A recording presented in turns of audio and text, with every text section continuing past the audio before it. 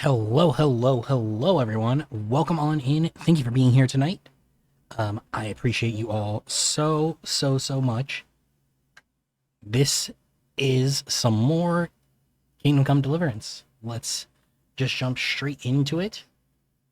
So where we left off, we got the reveal that the men who were um, taking over Nebakov are actually on our side. Now, Otto von Burgau, the guy who sent us here, and Ishvan Toth, our enemy from the last game, are now here as enemies for us. These are hold on, sorry. Uh, Unfortunately, this little guy does not has been on his very stubborn arc today, and has decided he wants to continually try and get in my way. Tried to get in my way while I was making dinner. And oh, where are the ladder? Okay, they're not here yet.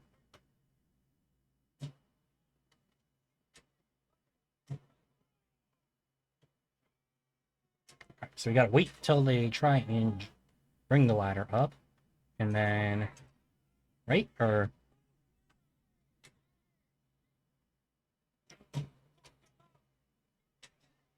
right, there's one ladder. Oh shit.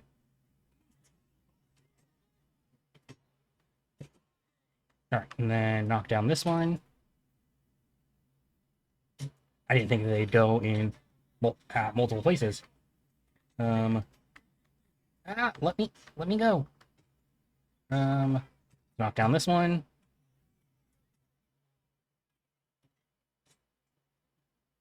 Yeah, I don't know how many ladders they're gonna throw it. Okay, there's more over there, guys.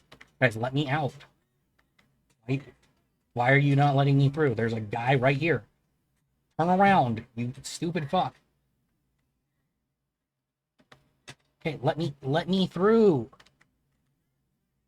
Let me through. Okay, fine. Whatever. Whatever.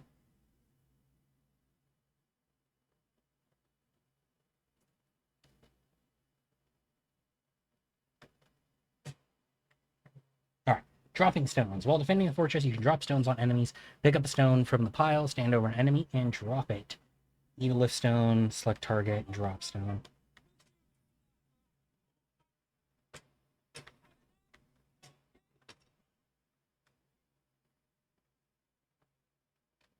Why is it not letting me pick up stones?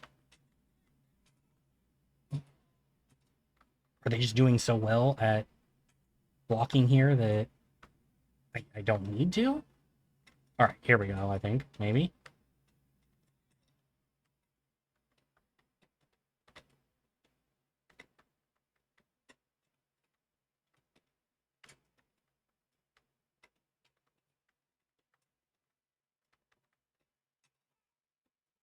All right, you know what's fine. Fine. Can I aim my crossbow down there? I can. Okay, I hit a shield, though.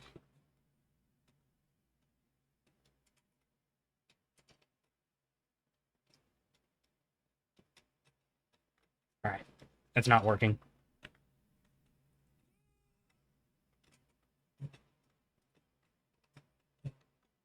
Okay, but I just don't know why it's not letting me pick up the stones.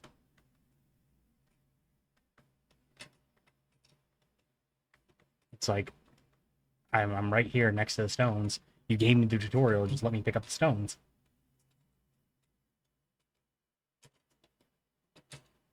Actually, you know what? Let's try this instead. Let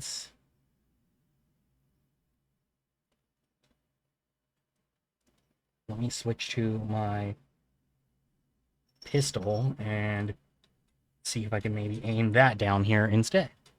This one should definitely get through them.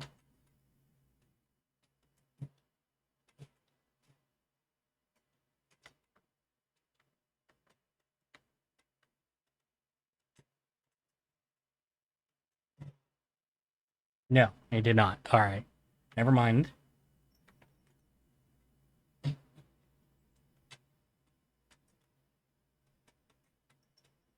I thought this would work out, but seeming like that is not going to be the case today.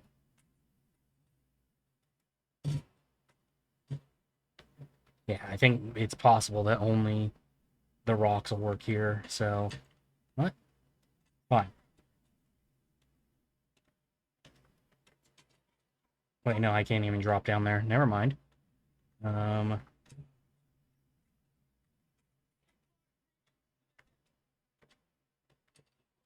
I guess we repelled the attack anyway. That's... I guess... You know what? Like, Did I defend them off? No, but, am I gonna take the credit? Yeah, absolutely.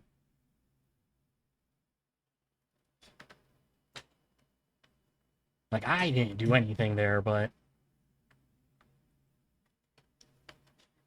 You know what? I'm still gonna act like I was an integral part of that. I probably shouldn't have fired that one unless I knew it was going to land. All right, what's up?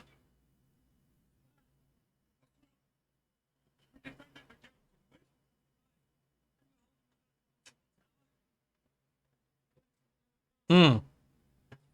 Shit.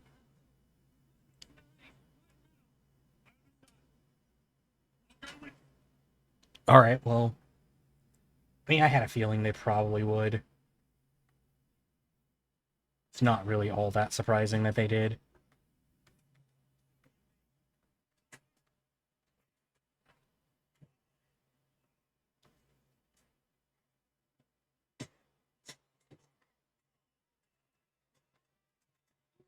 I just hope Clara is okay.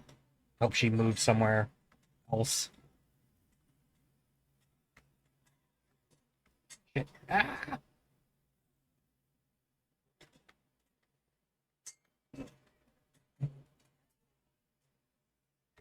See, one more. Cool. There we go.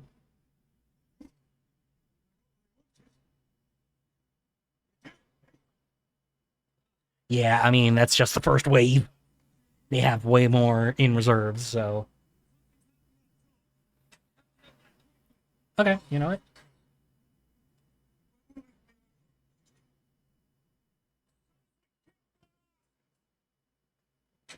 Alright, let me make sure I heal now, just in case.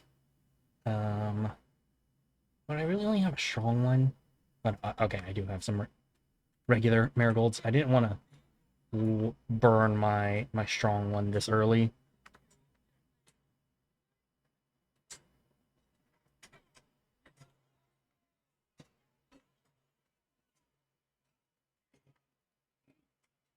Yep.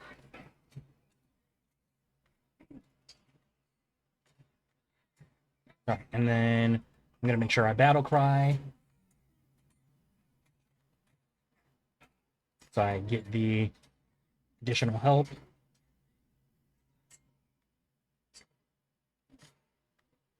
I'm, like, not in a position where I can recover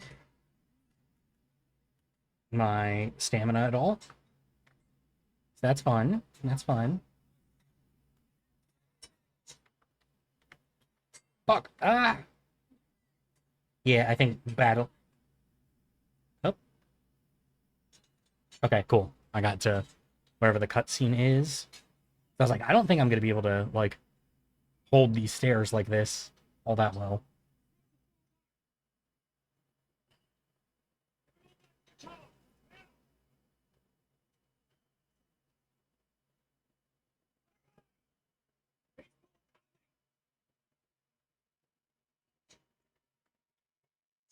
See, that's what I'm saying. That was only the first wave. I mean, we did. It looks like they thinned out a little bit, so they at least got something accomplished. But yeah, not a lot here.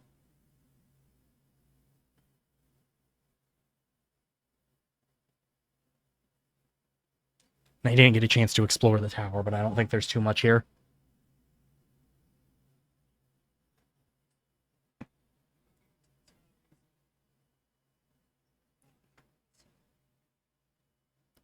Yeah, I mean, it's. Wait, what? They just blow the.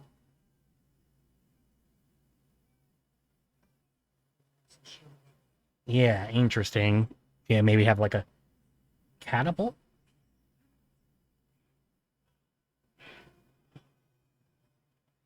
Ooh, cannons. Okay, never mind.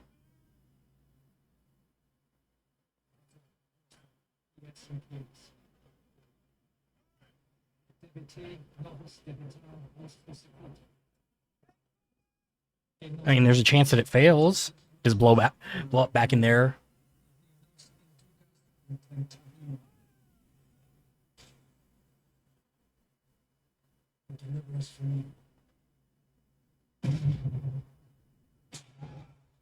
No, that actually wasn't as bad as I thought it would be. I mean, it's a small cannon, so.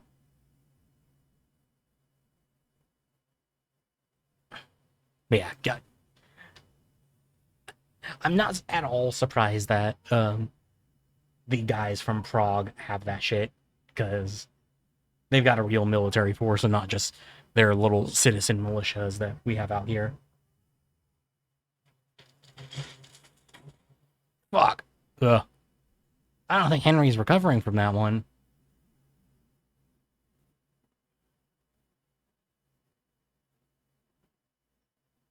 No, well, misspelled the word siege in the title for today's stream. I don't know how I managed to do that. Hey, I mean, we're alive. Prisoners, but we're alive. Yeah.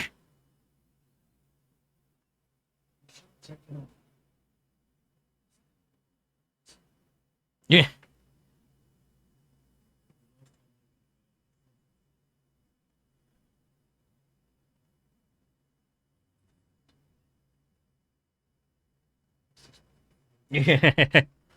Yeah.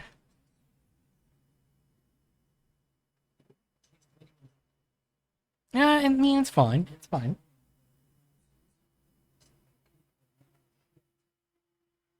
It'll be fine. I didn't die. Yeah, yeah, exactly. Like, not dead yet. Like,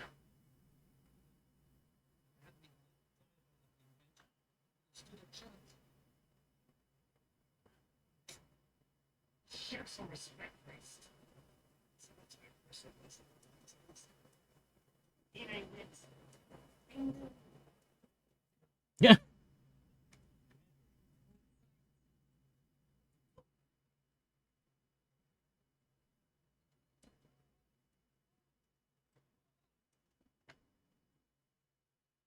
I feel like we could still, like, just take Toth with our hands.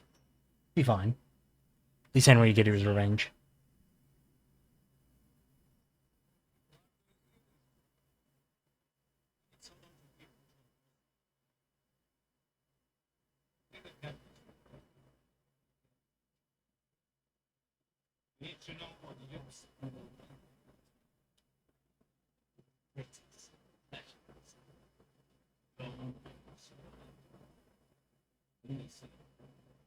Oh, are we finally going to get a chance to actually kill him then?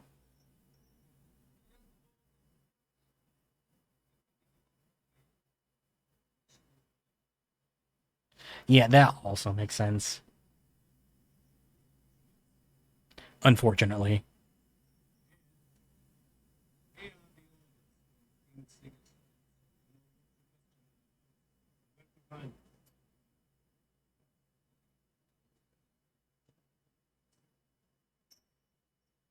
Now, how many people is he going to take with him, though?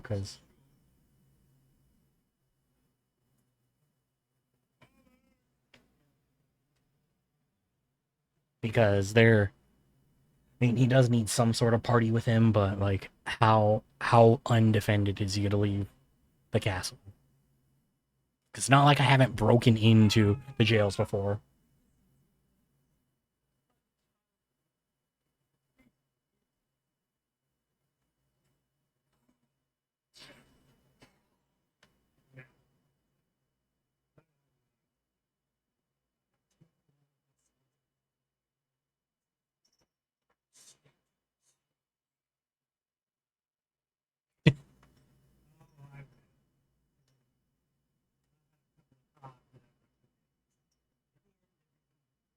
Yeah, so you say, but still.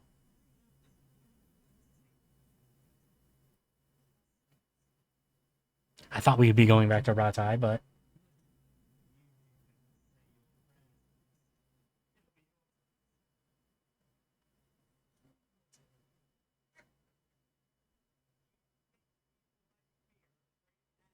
eh,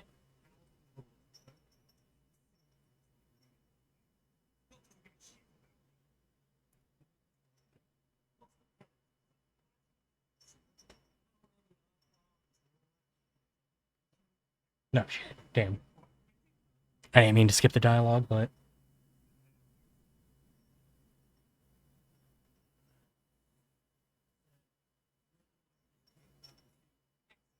yeah.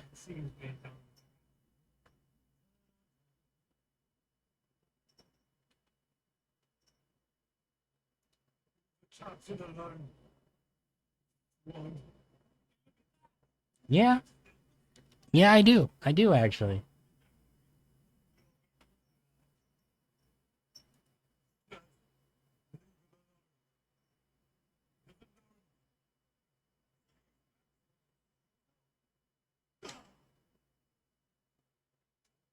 I don't particularly care what Sir Ishvan told me.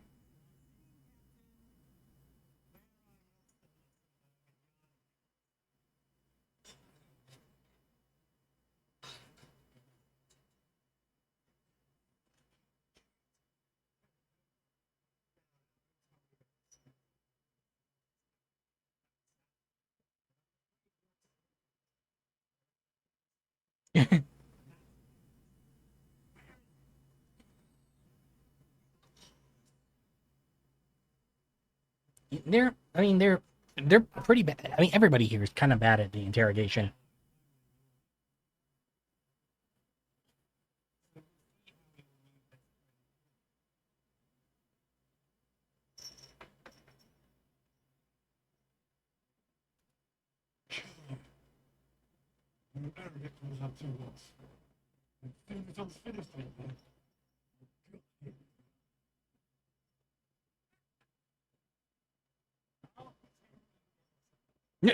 I'll pretend you never said that.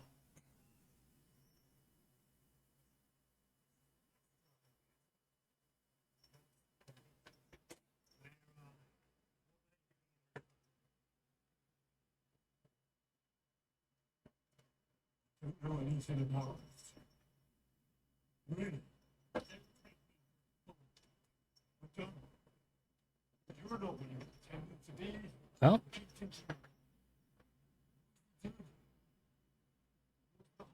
did I actually pass this?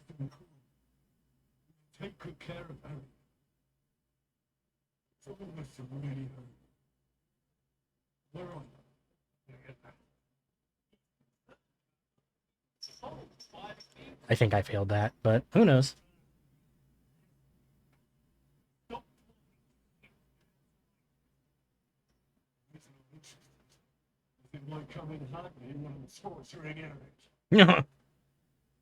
Damn. All right.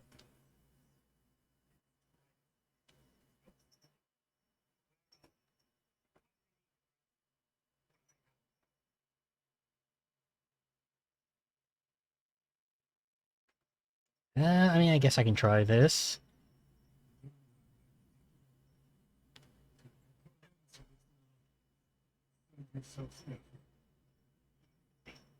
All right.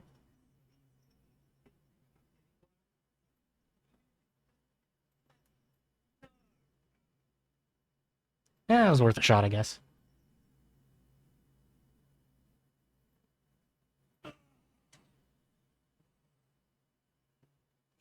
Yeah, I mean,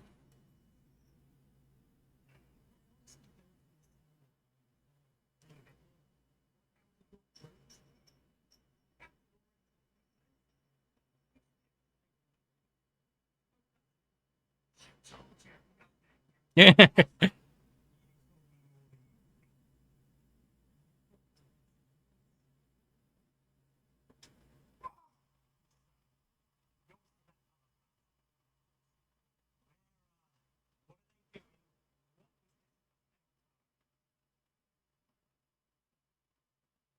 mean, I guess I can try and make something up.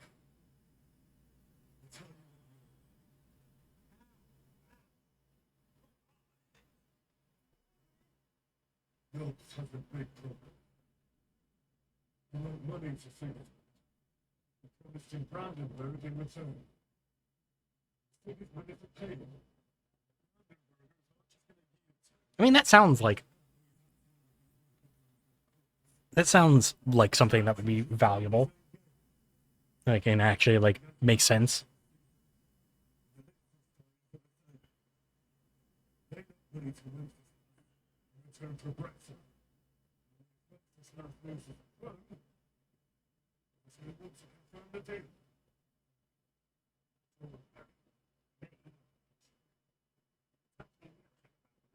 Yeah, well, like, why? Like, once again, like, Henry still is a grunt, so.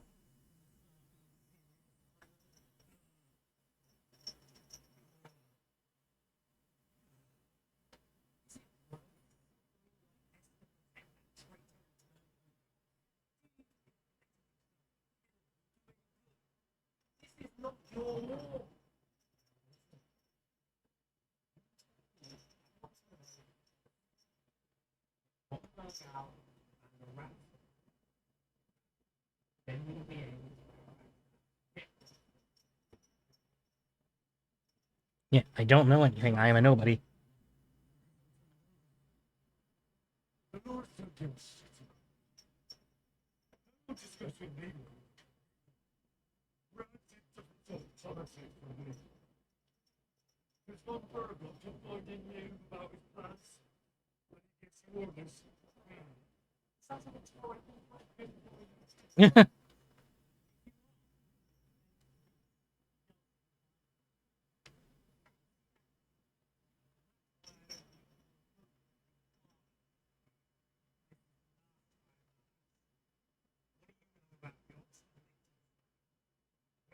Yeah, I mean, I'm just gonna keep repeating the same thing at this point. Like,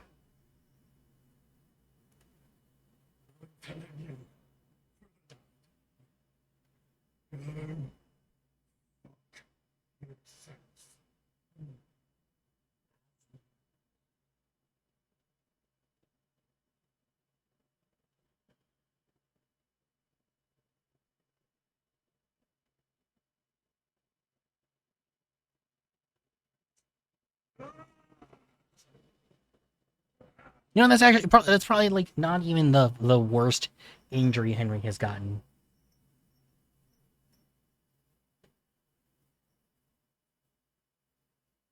Like, it's just an another scar to add to his list of scars.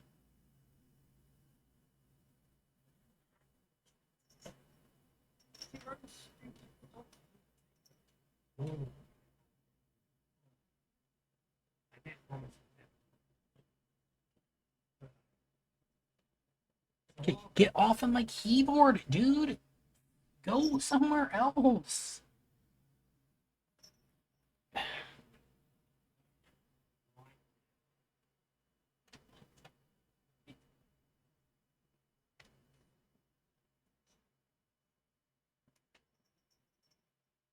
All right. Yeah, I'm not gonna talk now. I mean, what's the?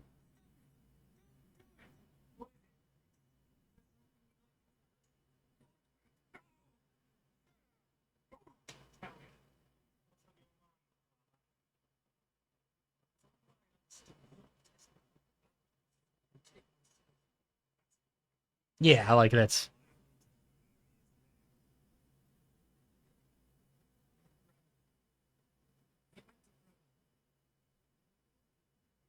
I mean, we kind of did tell him that.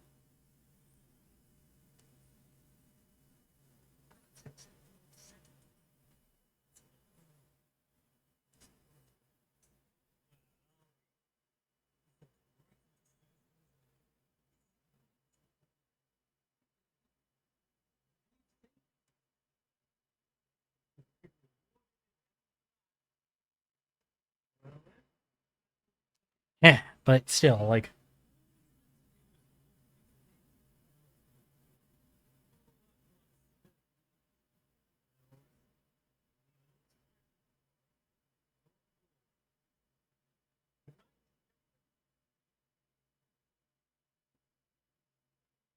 That's pretty banal as far as torture goes, though.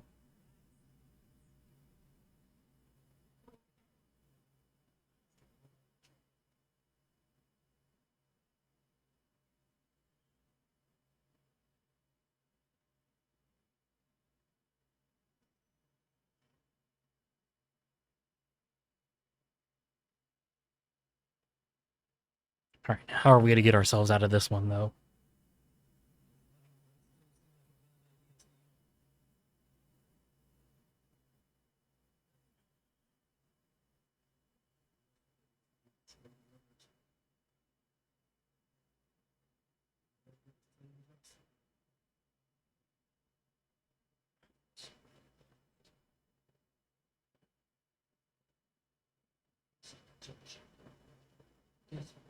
I mean, Godwin didn't even get tortured, though. I gave no information.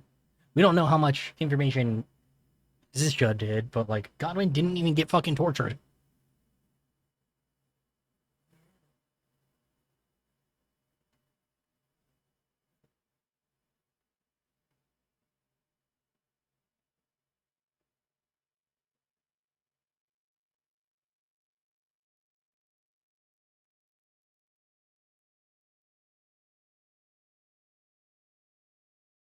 Wait, it was on the other side of the door then, because... Oh, it's Catherine. Okay.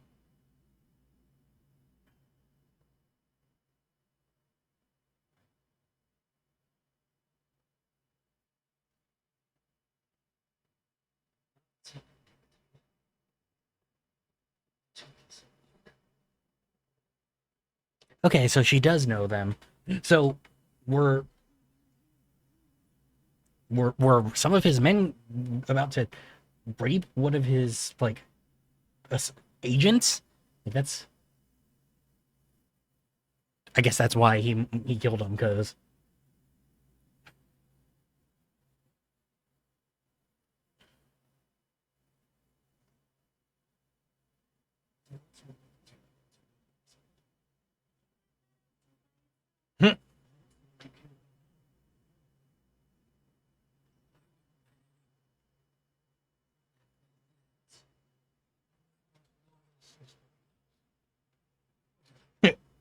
All right, well...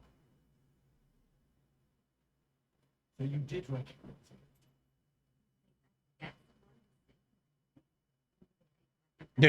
it.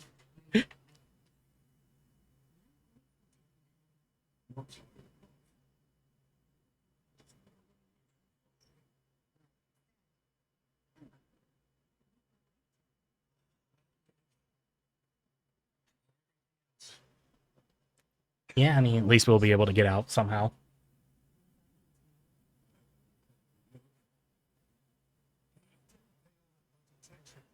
Yeah, and yet you're the one who snapped.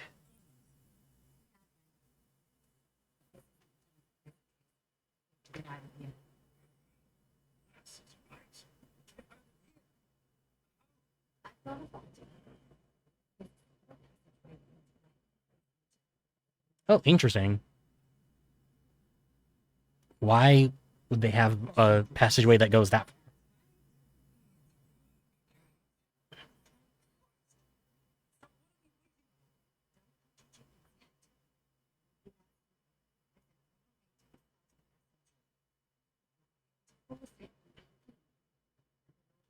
Okay, well, we...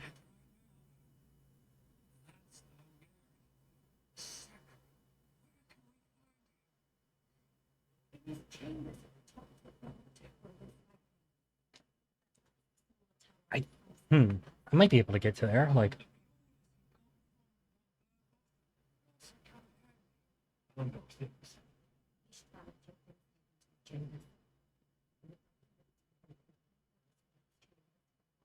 Okay, well, the scribes are up above. Um...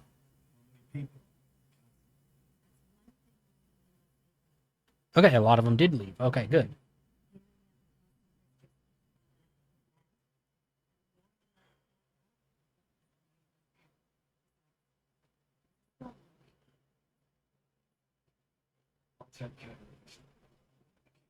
Sure, that's so brilliant.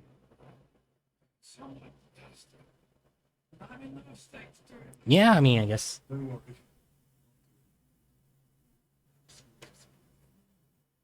Just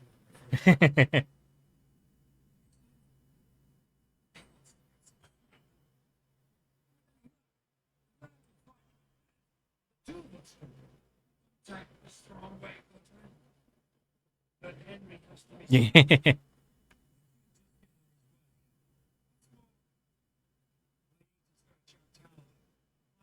Okay, so I guess are they gonna go for?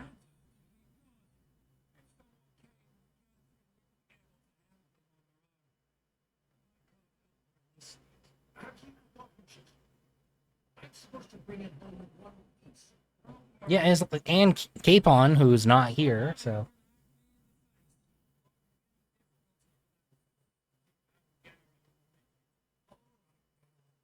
Be careful. Don't take unnecessary risks. Fucking run. Just cut his throat. yeah, damn. I'll follow it. Right. I'll take care of this one. Seriously, it's not a change. Oh no, I guess they are on the.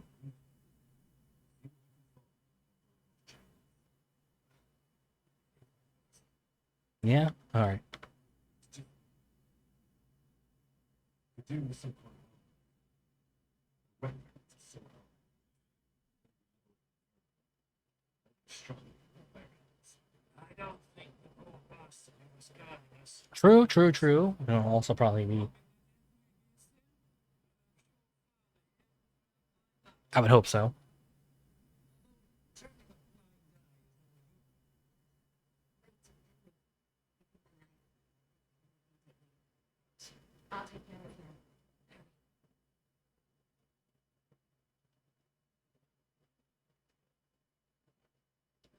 All right. So sword.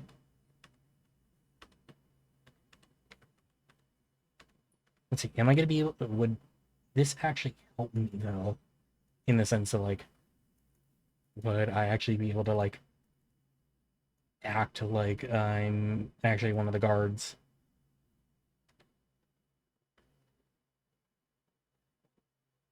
Let's see. What is that mark? Is that the they want to arrest me one?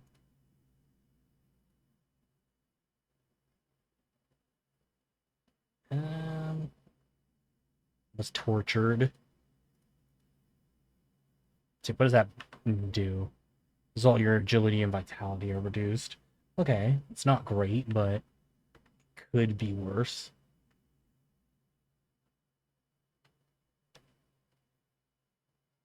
Oh, is it the Oh, it's because I'm trespassing. That's right. All right. So I need to get to the other tower.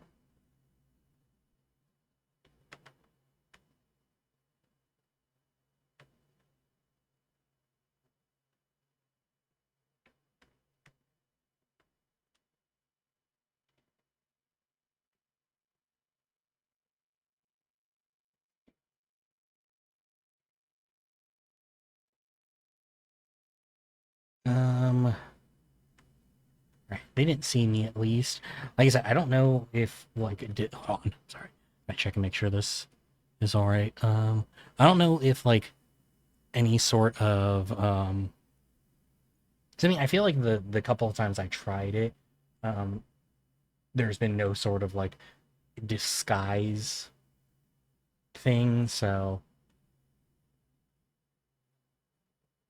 probably not safe just by being dressed the way I am.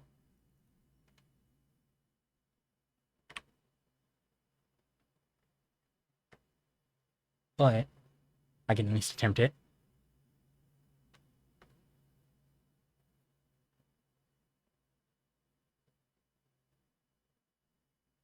Especially because those guys should be walking around with torches. So as long as I don't have torches, or as long as I don't have my torch out, should be fine.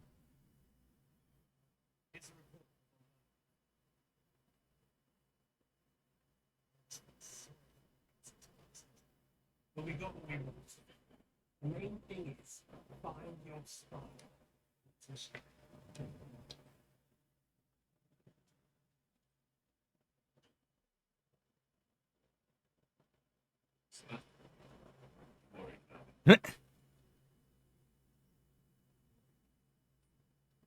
Well, this is happening right here, then I'm not going to be able to find...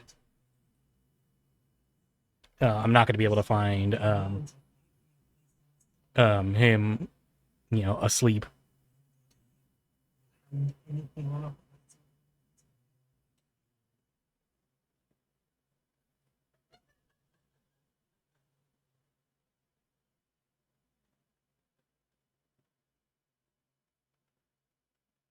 All right, let's see.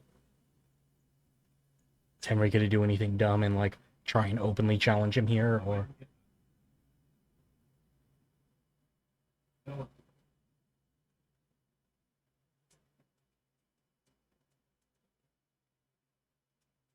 Now imagine that's the last thing Eric said to him. Just, farewell.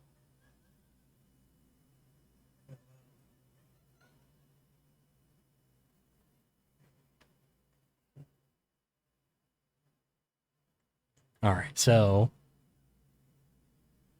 Henry, hopefully he's going to give him enough time to make his way up the tower, so I'm not having to, like, follow him up there.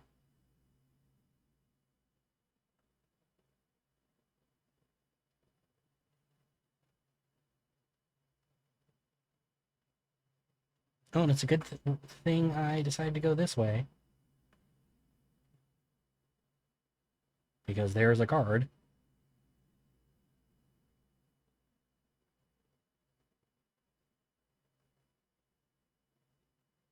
Okay, so I gotta hit Scribe Chambers,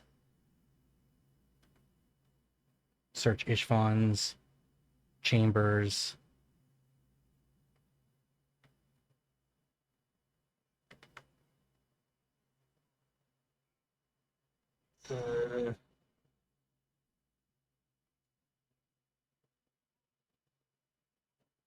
Okay, cool. It was dark enough that I was able to just kind of slide by. Good, good, good. Right. Scribe's chambers.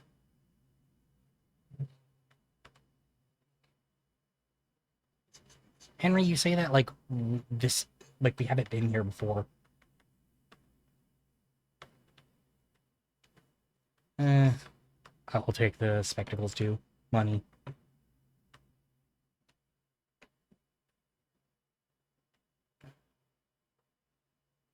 Yeah, I assume the stuff is actually probably going to be in the back, if I had to guess.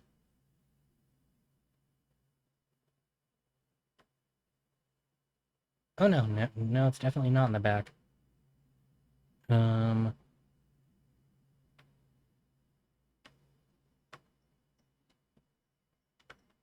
We'll take his money. Why not? Okay, so... Here? I think I read this before, but... Oh, shit. It was accidentally... Accident to tilde.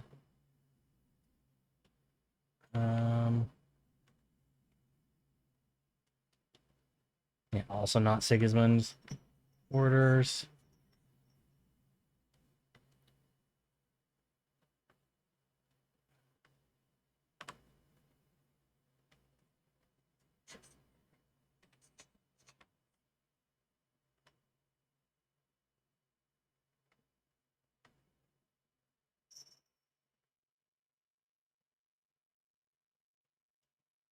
Okay. So he's up in that fucking area that I... Oh, yeah, up here that I hate. It always ends up confusing me. This is the alchemy table. This is just where they store stuff. I was hoping maybe these chests would be unlocked so I could, you know, just get into it, but... Alright, let's see. All right, he is still awake, which is about what I expected. I mean,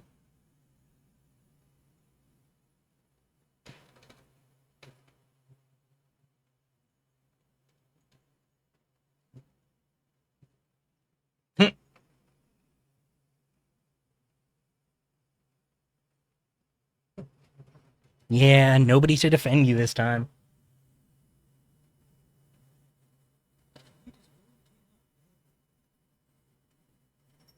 Hey, Crom, get down.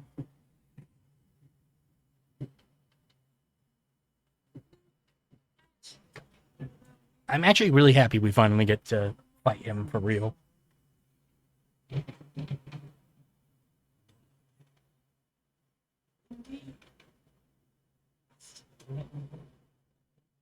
It's not nice.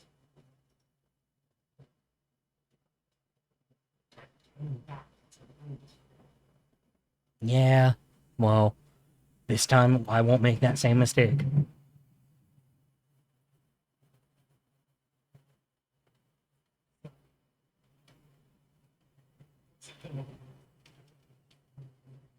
Bad fights. Wrong fine.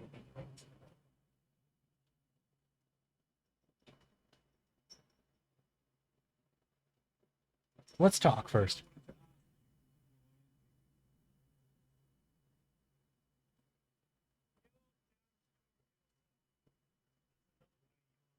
Yeah.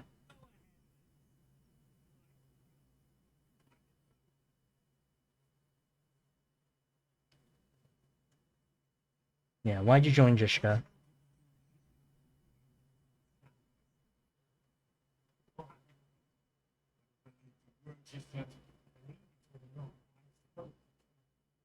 I should have put a stop to him and taken over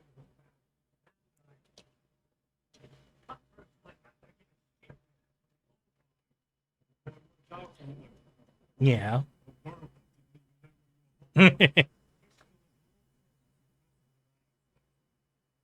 You not heard 265. What are we accusing each other of? What? What's this? Yeah, I mean, that's also.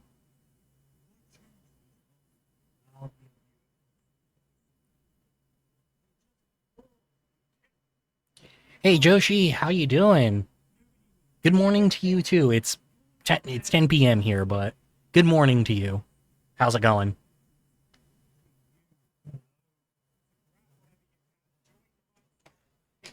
Proper dog. We're about to, you came in right at the time we're about to have a very pivotal duel. Finally resolving a character arc from the first game.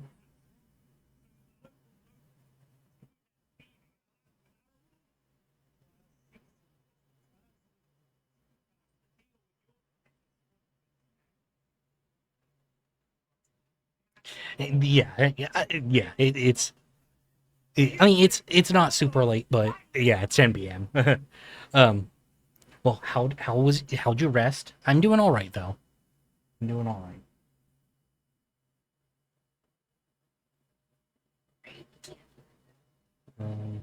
Let's see. I guess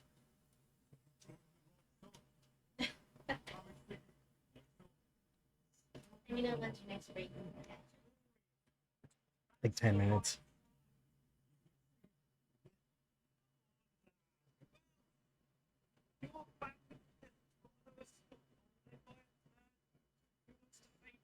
I mean, we're not necessarily led by him. He's just an advisor of sorts.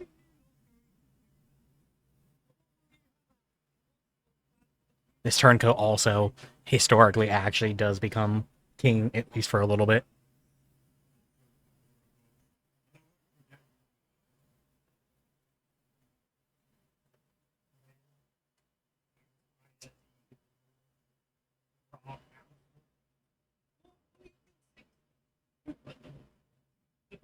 Hmm.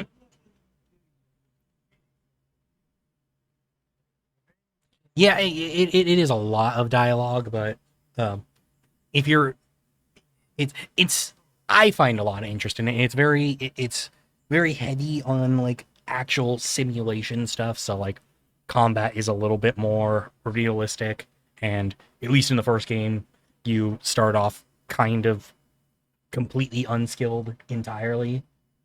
This one you're a little bit better off at the start just because canonically your character has some skills. But I really enjoy it. It's one of my one of the games I've played recently that I've enjoyed more than others. I'm glad you got some rest early.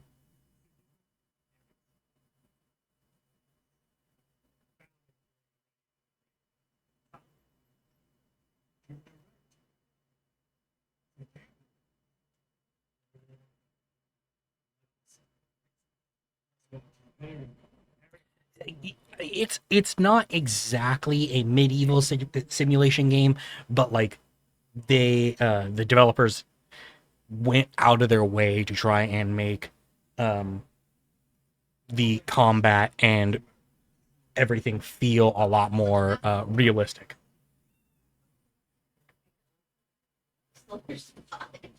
But I mean, like it has its own story and like it's a fictional story taking place in like a realistic world in the sense that like the like vignette that we're in is all like written by the um is all written by the developers, but the like grander scope of like what's going on in the world of the game is actually like based on our reality. Oh shit! I put my sword away. Nope, nope.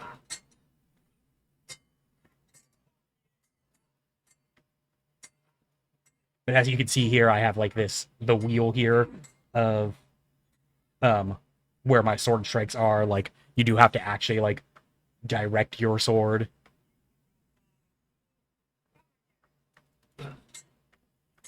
And so this guy specifically stole our sword that, or the sword that us and our father forged right before our father died. So we're like trying to finally get that away from him and take revenge.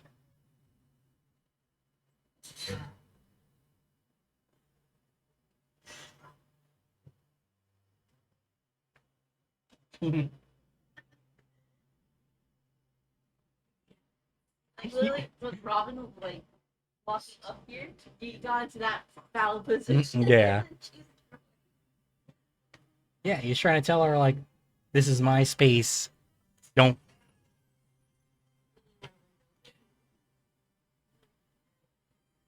What other one is there other than For Honor? I mean, outside of For Honor, this is the only other like medieval simulation game I could think of. I know there's that one, I don't know if it ever came out, but the one that was like the guy who time traveled back to the medieval times and like brought like 2020s weapons, but honestly, I thought that game was just like a joke.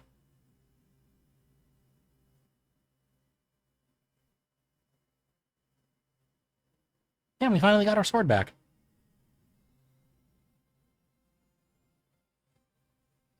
So yeah, we spent basically the entire first game on our whole quest. Like we were being sent to do things, but it was all just so we can get this sword. All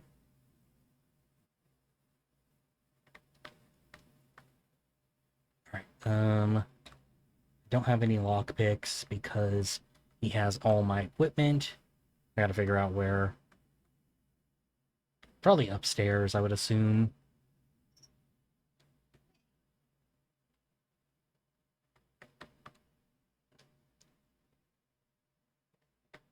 Maybe in one of these chests, because yeah, it's honestly like I really like the art style. Um it's also like a marked improvement over the first one. Like the first one is good and really good, but it's just so much better.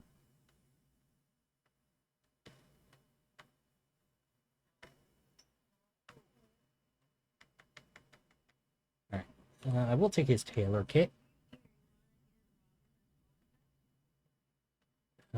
But looks like he does not have a lot of our stuff. I wish. All right, pick up my things.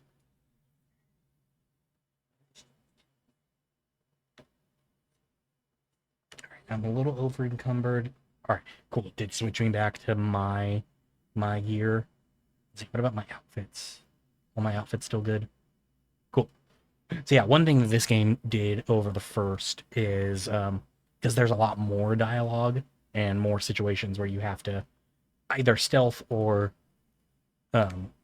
stealth around or actually talk to people. Like they gave you like separate outfit slots that you can do to make it so, oh, like, hey, I need to do dialogue. Like here's my high charisma outfit.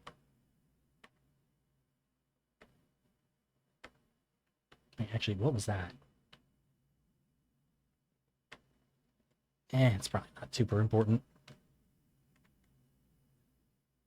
Yeah, now, actually, I'm wearing this. I should wear my stealth outfit so that I can sneak around.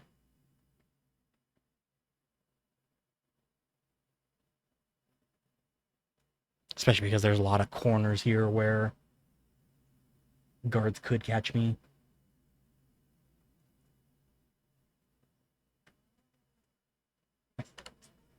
I do have my dagger. So I could kill this soldier just to make sure he doesn't have a chance to get me.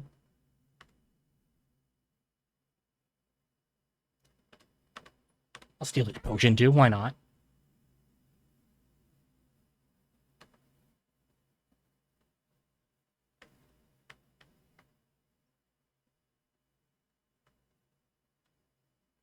And no, I came in here. I might as well take the money. Like trying to pull out my torch, and I didn't realize that I don't carry a torch on this build because it's my stealth build.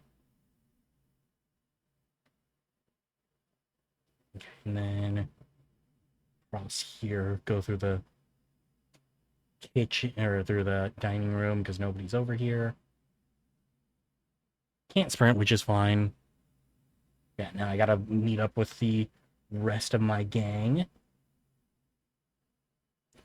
So the context for what you came into is basically we've been doing this whole thing for our father and our best friend's uncle as well, and we essentially got betrayed by the dude who we were sent here to work with, and then he sent a whole military force to come take us and another guy out, and we just went through a torture sequence, being tortured by the villains and all their people. So now we got out, and I gotta find my way back to my friends without.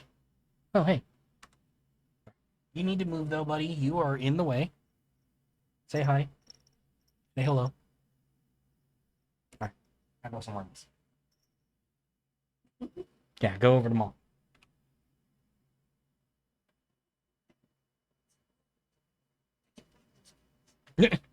So yeah, so basically the context of this is we were sent by our father to negotiate.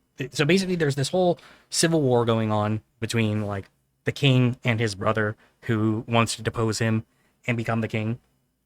We were sent here by our father, who is on the current king's side, to negotiate a treaty with with a guy who is on the fake king's side. Basically, we got betrayed by the fake king's side, never actually wanted to work on any sort of piece or anything. So that's why they want us dead, because um, they don't want anyone who is on the king's side to actually be around. But that being said, I do have an ad break coming up in just a moment, so I am going to take a break for the ad. I will be back in just a couple minutes. Thank you for hanging out through the ad. It's always appreciated. See everyone in a few.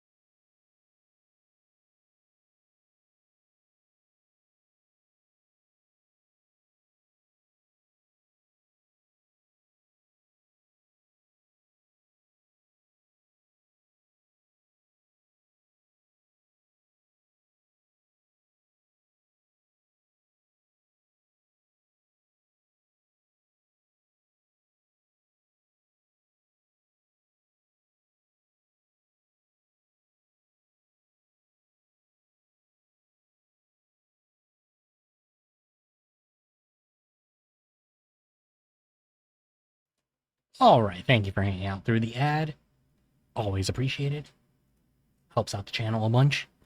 But yeah, so yeah, all that just for the crown, because it this is a time period where it's a little bit easier to be openly um to openly rebel against the king, especially when like these multiple factions been who have developed, where it's like one is reliant on the or one is loyal to the king who rightfully owns the position, and then the other is loyal to the one who is arguably a stronger leader. But and so like that's like the grand scheme stuff that is actually like historically accurate. Like um I think during the time period, because this game takes place before um the actual time that the things the main historical events happen, but I think within like a 3 year period, like this region goes through like 4 or 5 separate kings, and like, okay, you need to get off of my keyboard, buddy. You literally came right over and laid on my escape key.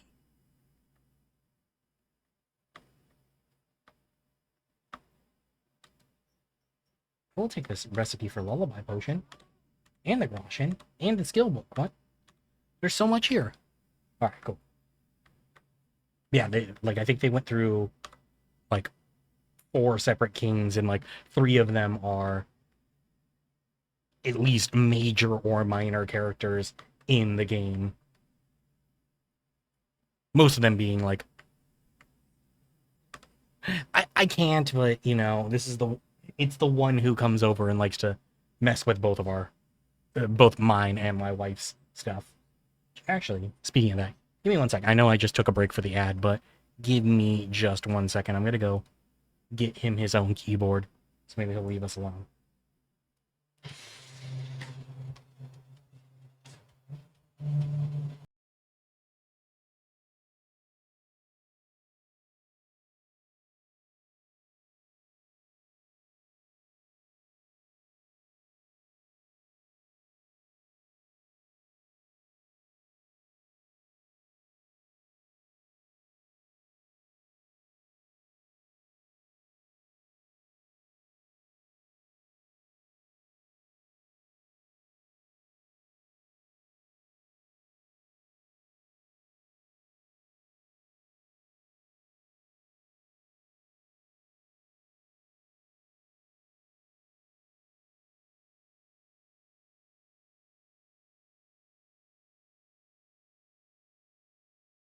All right, sorry about that.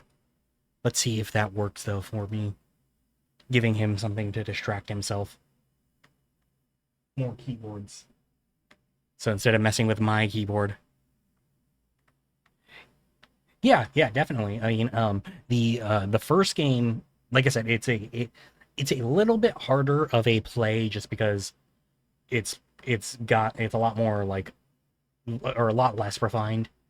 Um, but typically during Steam sales, it goes on sale for like $6 US. So I don't know how much that'll translate to for you, but you can get it pretty cheap.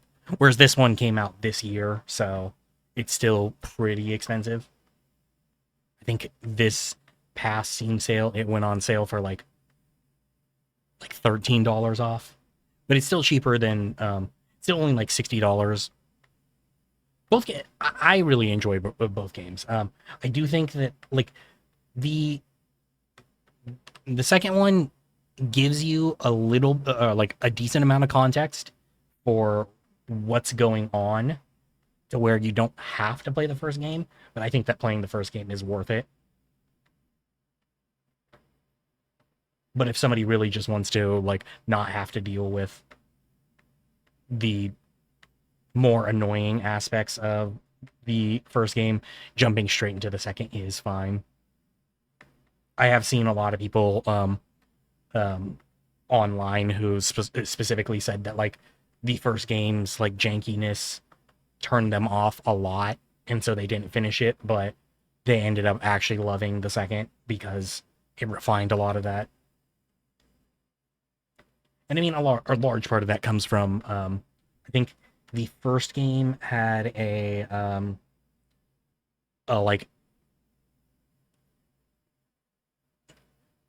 but yeah, but I mean, like, it more so like people being like, I just like not wanting to experience the jankiness of the first game and just going straight into the second because it is a much more polished game. But the first game was a Kickstarter game that was developed by like a team of like 30 people, and the second was done by like a team of like 250. So they had lot more people there to help refine things. Anyway, I should do my perk points real quick. Pacifist. As long as you don't kill anybody, your non-combat skills will be increased by 2 and your speech is 3. If you kill somebody, you lose the bonus. You gain it if you don't kill anyone for 12 in-game hours. After the end of the fight, you gain +2 skill on agility, strength, agility, and combat skills. Last 6 in-game hours. To renew it, let's enter combat again. Each level of vitality ends 1 extra stamina point. This also applies retroactively. That one is kind of nice. And then as your strength increase, your carrying capacity increases faster. For each level of strength, you gain 12. I feel like I have to go well built because I love being able to carry junk around. And then up my strength as well. Shield blocks cost you 30% less stamina. That's huge. Tight grip, higher strength skill, the easier it'll be for you to knock someone out or kill them stealthily. Think I'm gonna go for tight grip. I don't think actually. I don't know. Wow, that sword actually isn't that much better than my sword that I'm already using. I don't know. I don't necessarily want to take strong as a bull since I'm gonna get more carrying capacity each level up now.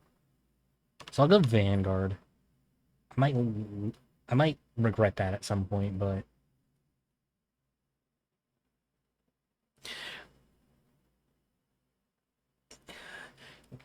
so the first one does play directly into the second. Insofar as the events are immediately afterwards. So like you end the first game by like getting on your horse and like walking to the edge of the map, and it ends on like a cutscene of you like leaving off into this distant land, and the second game picks up immediately afterwards.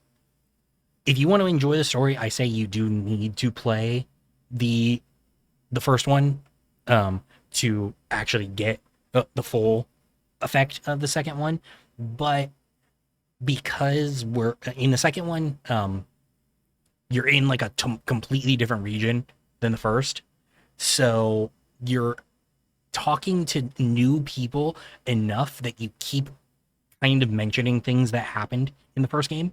So you'll be like, oh, well, I did this thing when you're talking to like some random person in the second one. So it gives you that context of like everything that happened in the first. You just didn't, you personally, if you don't play the first game, you just didn't actually experience that. But your character did. And he actually like does mention it and bring it up to people because those things did shape who he is and like how differently he approaches things in the second game compared to the first. Anyway, for the sword perk, fight with a short sword, not a hunting sword or a saber. Its defense will be 30% higher, and your attacks will also cost you 20% less stamina. Yeah, so yes, so you absolutely will start as a complete noob.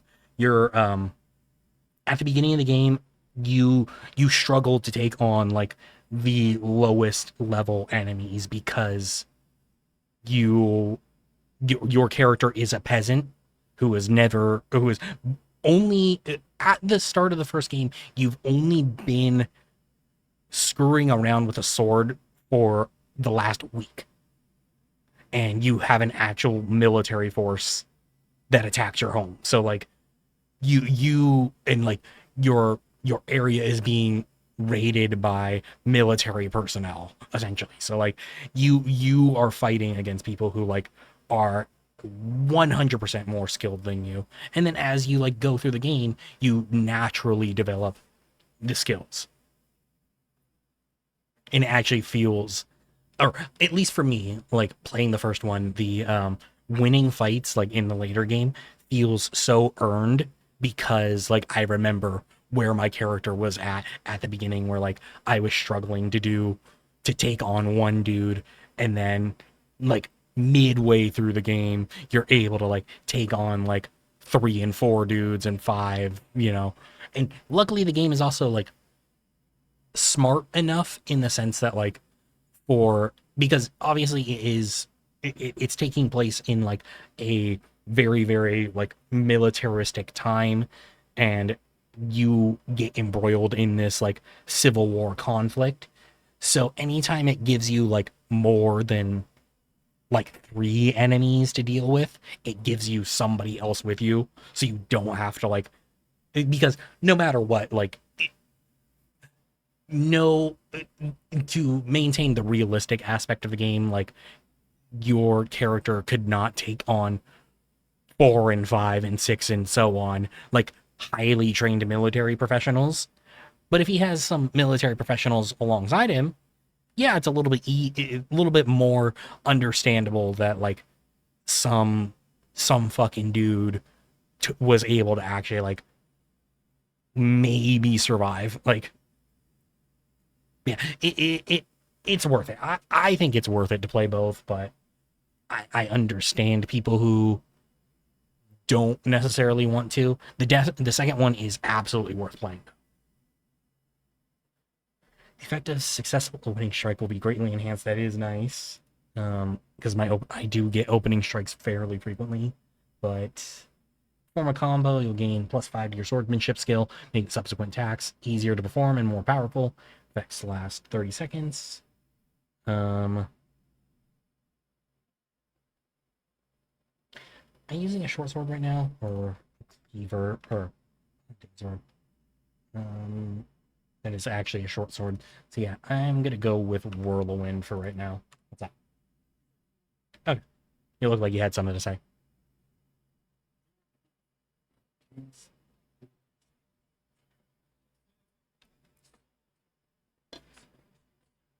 Okay, stop. I'm uncomfortable now.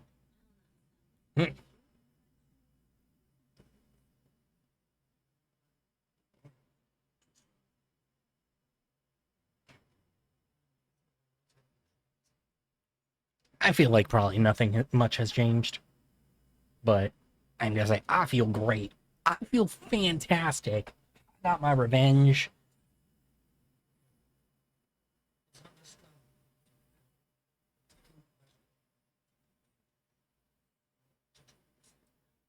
So these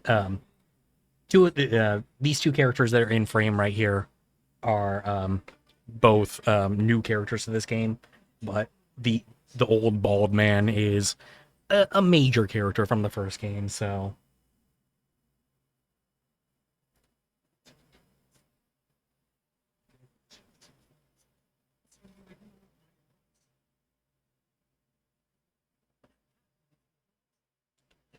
I mean, I did think about that, but you know, like it, I wanted revenge, in like I wanted revenge in the proper man.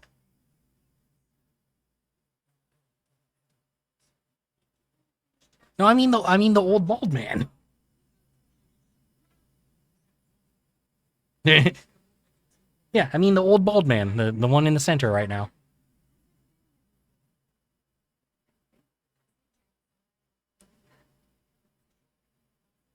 He's a former priest, but between in the very short time between the end of the first game and the I think it's like a week between the end of the, or between the end of the first game and the actual like events of the second, and he lost his job as a priest within that very very short time. Okay, so where does it put us now? Okay, so that's all right. You guys got to keep up. So we actually know. So okay, so priests in this time, are not very godly in the sense that like they preach the word of God, but like they'll tell like their people like, oh hey, don't drink and don't sleep around, but then do that.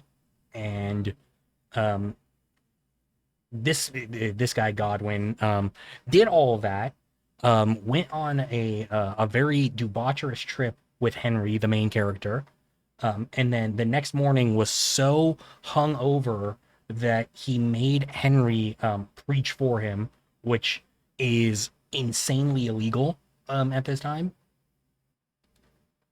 And so one of the people in his church reported him to like the leader of the region, basically his regional manager, and so he was removed from his post.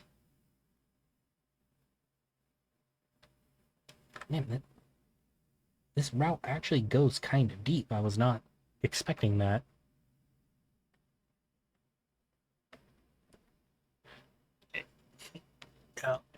He absolutely touches alcohol again.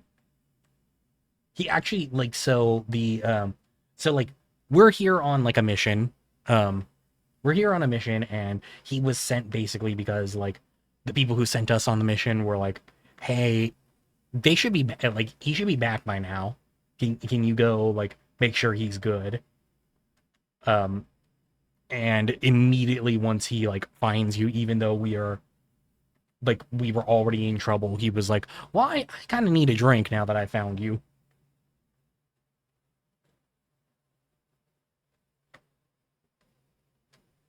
So no, he did he learn his lesson? No, not really.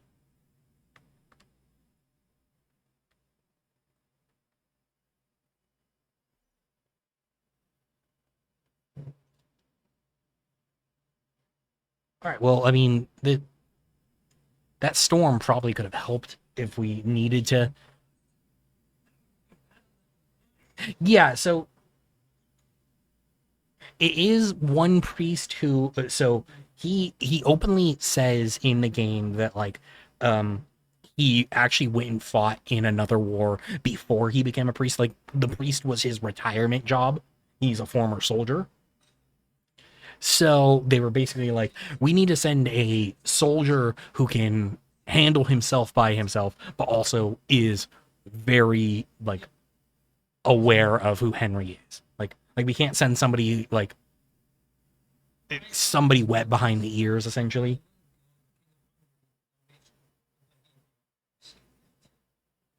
And since he and Henry had a nice fun time together, um, canonically like a couple weeks ago, like maybe a month ago, um, they're like, yeah, let's send the alcoholic priest. See, but so you would think that yes, they would, but the I like because of like the nature of the mission that they're on, they do want to keep things kind of under wraps, and they did already send us along with um our best friend and a like small retinue of knights. Not that they know this, but everyone other than the best friend is dead.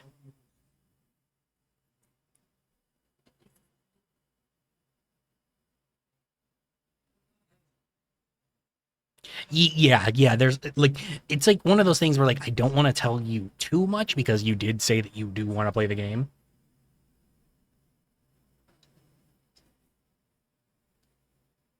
Yeah, exactly.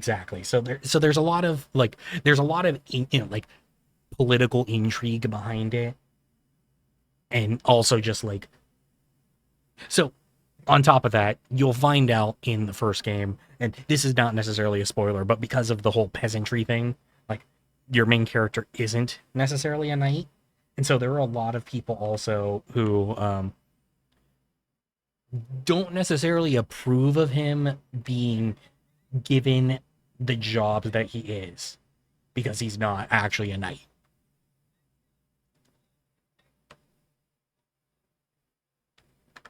Okay, so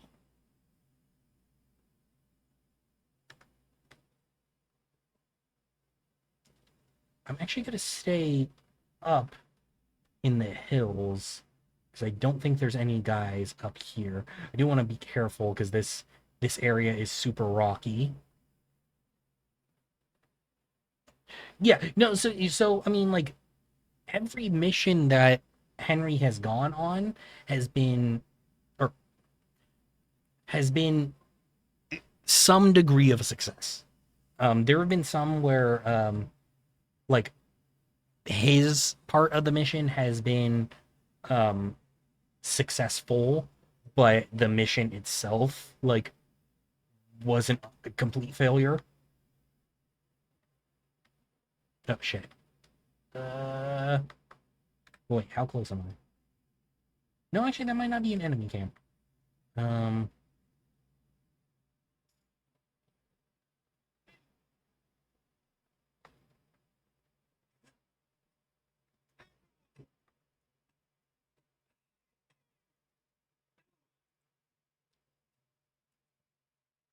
oh shit, I don't I'm in the wrong outfit. Fuck. I screwed up. I screwed up. I screwed up so bad. I should not have done this the way that I did. Look, so yeah, so we did show our worth, but there are still people who like because this is the 14th century, where knighthood is yes something you can train for, but also it's something that is earned a little bit more to a certain degree. Also, game is about to crash. I know that's about to happen because this has happened before. Let's see. OBS still looks like it's yeah. Game just crashed. It's fine. Doesn't happen super frequently, but it does happen.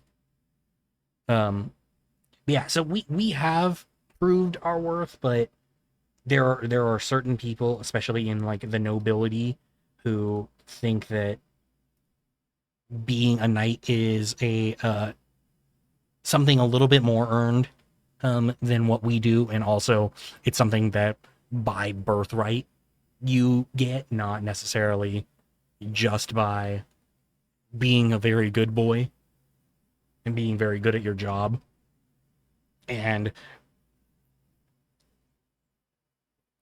being that we were a peasant at the beginning of the first game, um, to a good number of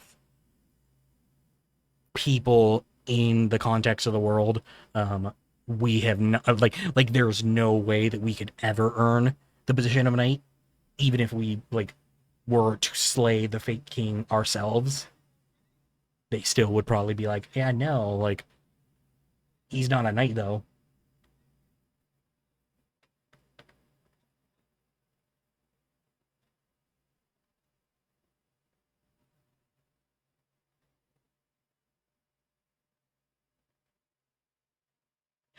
But that so the con or the thing with that though is that because we are somebody who isn't necessarily um looked at in that sort of light as like a knight, we're able to move through the world a little bit differently than like the people who normally would be sent on this kind of mission.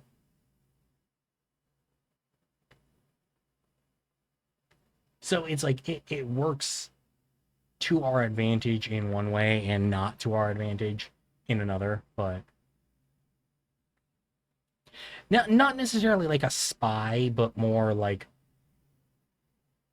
we're people don't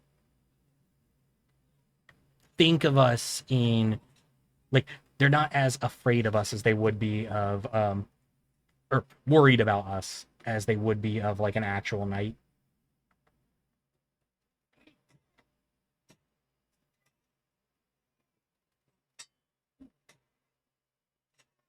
Like a lot of people just kind of like look down on us in a way that like they wouldn't for a real knight, to where like they won't, like they'll give us less guards when we're in jail for whatever reason, because they're like,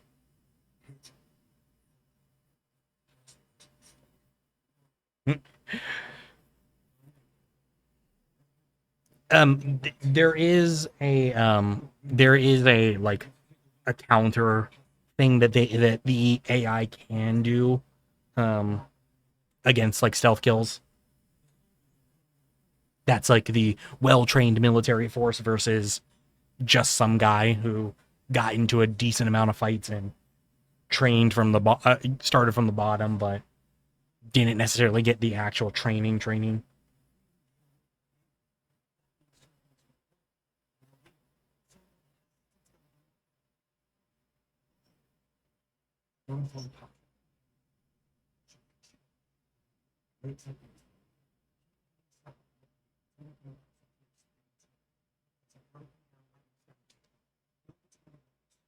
I still haven't figured, because there is like a specific, true, you know. There's like a certain like button combo that you are supposed to, or like a certain like timing thing you're supposed to hit to like get not get riposted from it, but I generally tend to screw it up, so I honestly don't even try anymore. I am still too over encumbered to sprint, so I'm gonna start sending like I don't have access to my horse. Yeah, I mean like n- not entirely, but depending on the enemies that you're going up against, and like, so like for example, like a stealth kill against a sleeping enemy, pretty much free. But since that guy was awake, and he's a military guy, not a free kill. Had to earn that one, but like, so for example, like this guy, like I was going to try and stealth kill him, but I didn't crouch down early enough.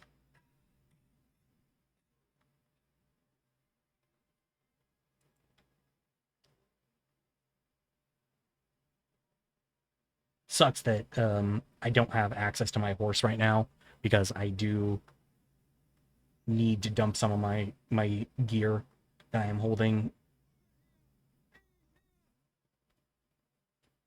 Oh shit, no, there's more of them. Oh fuck, three guy. Oh wait, no, these are just regular fucking dudes. Okay, wait, these are not military men.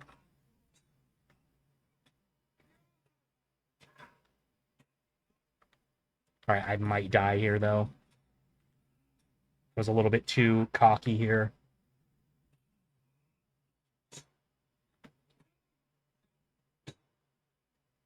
I'm like in a position where it's hard to pull back and, oh shit, there's a fourth. Oh no. This is Jover. It's Jover. Yeah.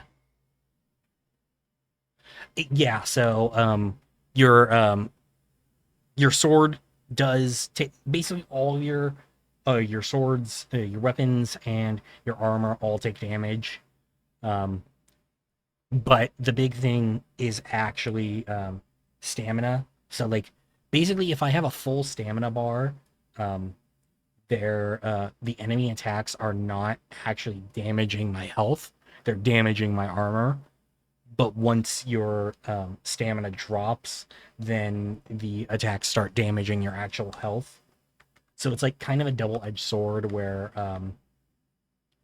like you have to manage your stamina for actual attacks, but you also have to manage your stamina for defense. I don't need to fix that wall right now.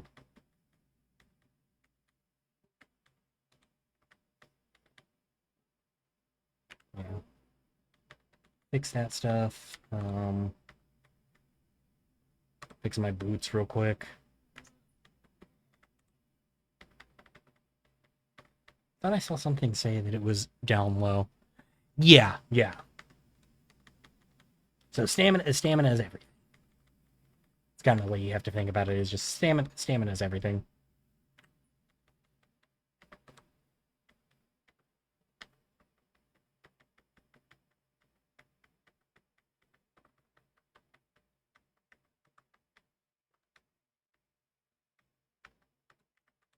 But then also, very important is also making sure that your gear is maintained.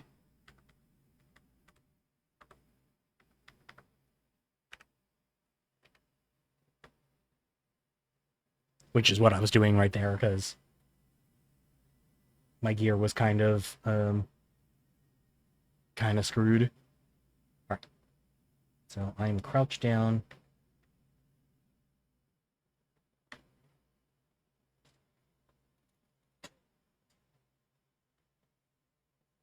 Drop him here. I managed to get the timing right on that one for the stealth kill, so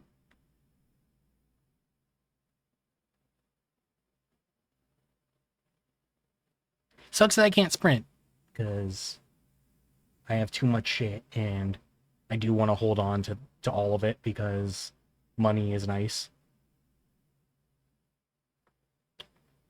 Crap, is it really gonna...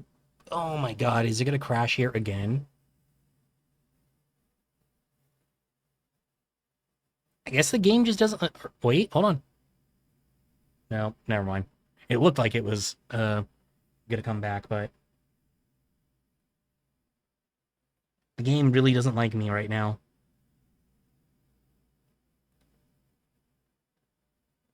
I mean, luckily it's not like I'm in or it's not like I'm losing a ton of progress, but it sucks. I'm not happy about it.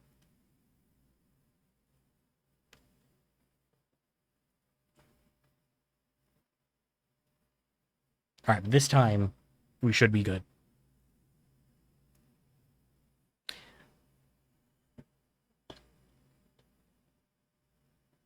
True, true. It is the typical roleplay dilemma. I don't know. So I've had a little bit of a problem with like a couple of games crashing on me here and there lately. I do just need to, or I have been like going back through and like making sure that I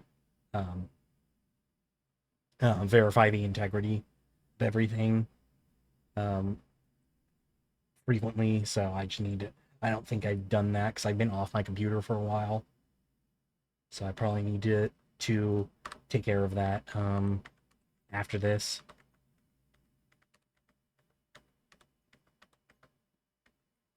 All right, let me get everything repaired before I go into this. No, update. I'm fine on updates. It's just every once in a while, you know, like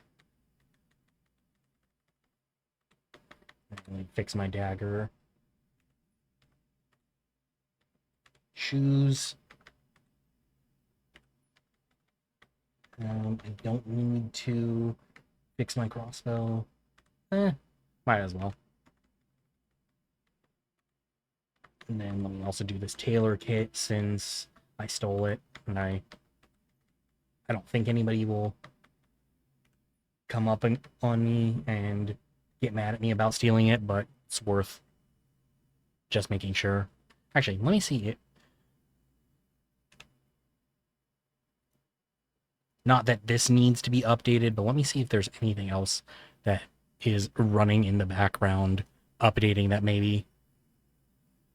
You do get a like a small bit of experience in stamina for being over encumbered, or yeah, strength.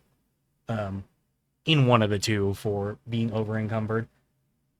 It's like not a negligible difference, but like it's not the most useful. Like you're better off just actually getting into fights.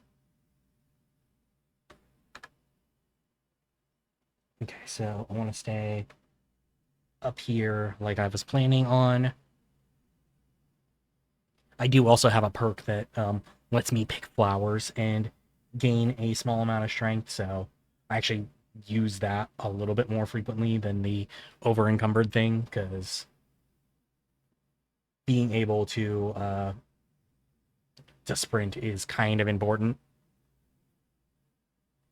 Like the strength gains are not worth it for losing the ability to sprint. But because of like the situation that we're in the game right now, um, I'm not able to access my horse.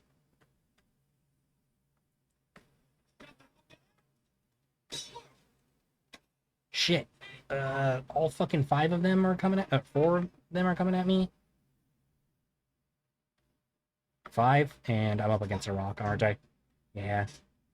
I hate this area because it's so hilly and rocky. Oh my god. There's even more of them. Uh uh wonder if I can just defend the whole way up.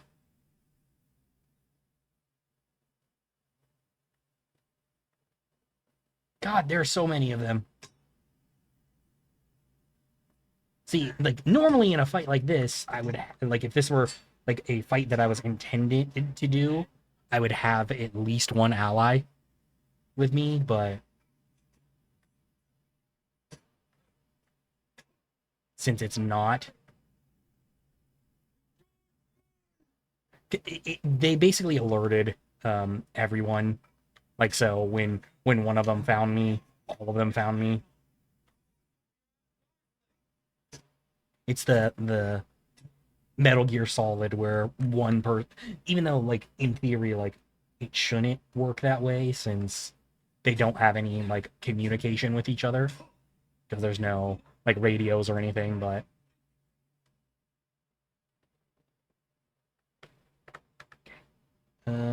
I am actually going the right way though, so funny enough.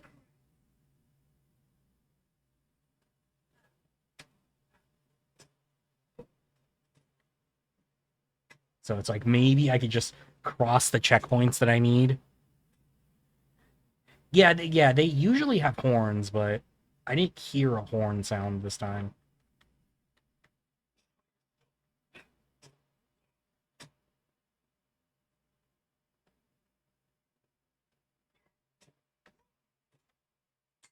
Yeah, I mean, like it's worth a shot. I mean, they're not like doing like an insane amount of damage to me, so the only thing is you can't heal in combat in this, so I'm like basically any damage they do to me is actually kind of critical.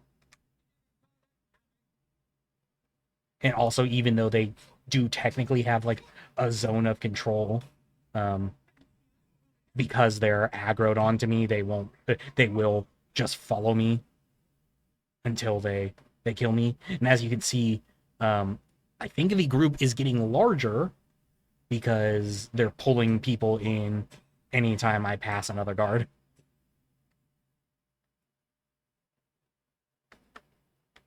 At least these guys are just peasants. Wait, am I up against? Oh, I'm up against a rock. Shit. Normally I would be a match for you, but there's like 8 of you. Yeah. It was worth a shot, you know? I did my best. Alright. And then this time, I'm going to go for my stealth outfit. I do have to repair everything again. Because that's... See, I want it, like, typically I would think... Or typically I would go with, hey, this isn't, like, worth it.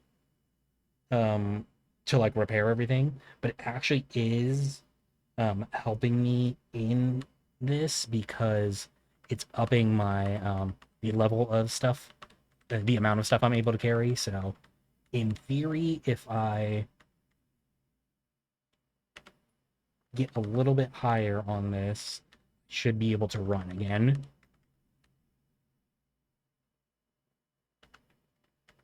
But I also just kind of remembered that I do also have um, a strength potion. So I can use that so I can actually run.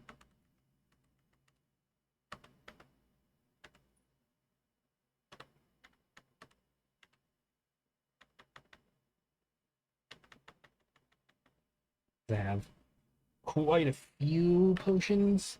So yeah, sleep will heal you 3 times faster. Energy, agility, and sprint will cost less stamina. I also think I need to heal as well. I do need to heal a little bit, but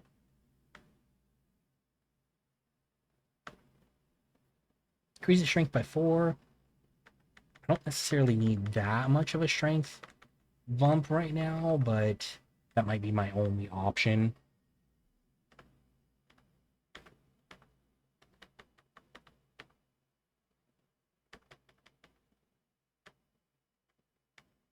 Wait, where'd it go?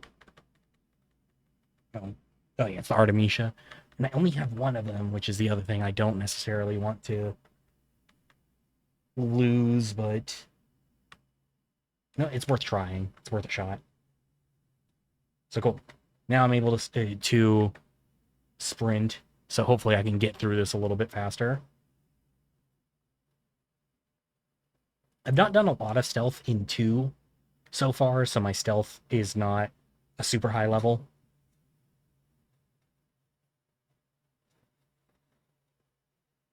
And also drinking potion. So all the potions in the game contain alcohol, which makes it, there is like a drunkenness thing to the game. So I do become more conspicuous when I've had a potion, even if it is a potion that is beneficial to me because I am slightly drunk. Shit. Ah. Cool. He did not see me.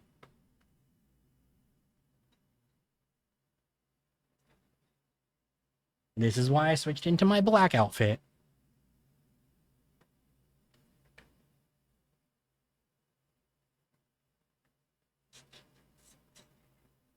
All right, continue south to the edge of Apollonia.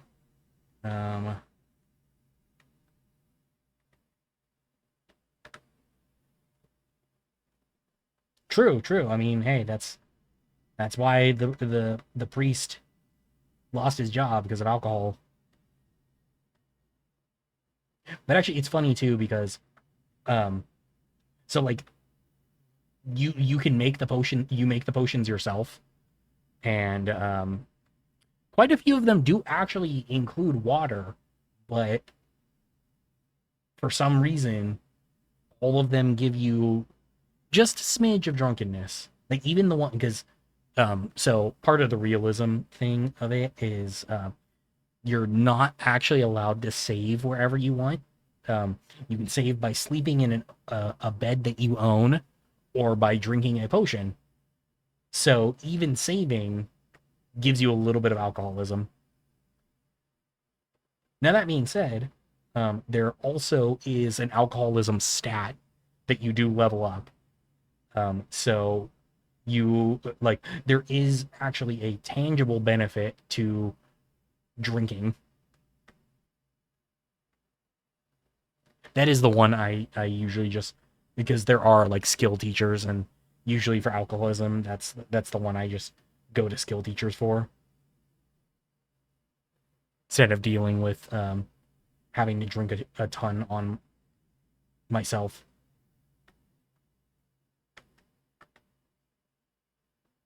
So I think of it I feel like it's kind of like Fallout chems where I'm like I don't want the I don't want the negatives of this. Like the positives are nice, but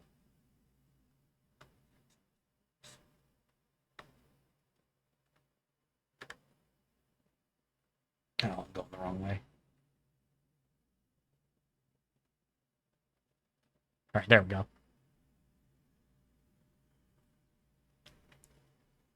I do like that it didn't let me wander away from the main quest there.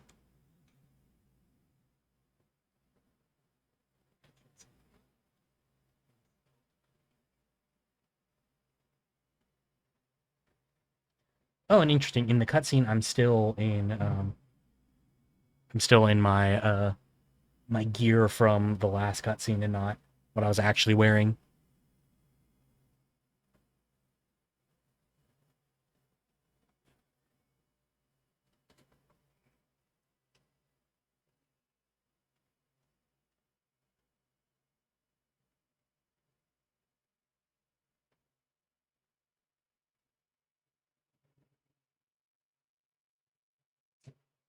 All right, well, we escaped somehow. I guess that means we're finally gonna be heading to Kutenberg.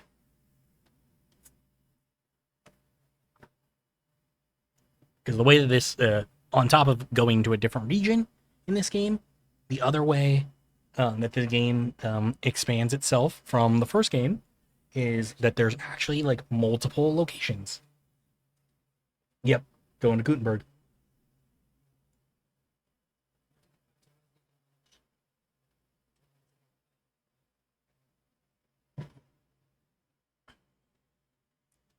Yeah, no, it is. So, like it's not like the photorealistic graphics that you get from a lot of games now, but like the the art style looks so good and like it is so like um the uh the guys who play like the two leads um they're they modeled the main characters after them and like they look it's like the spitting image.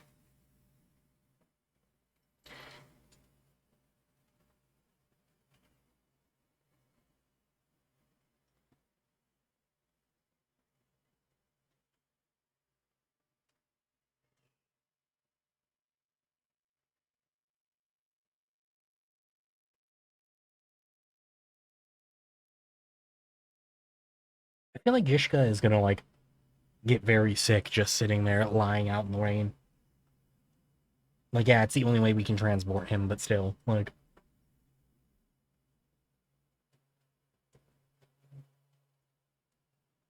yeah, and they probably should not have put Henry, who was just recently tortured and did not get any sleep, in front.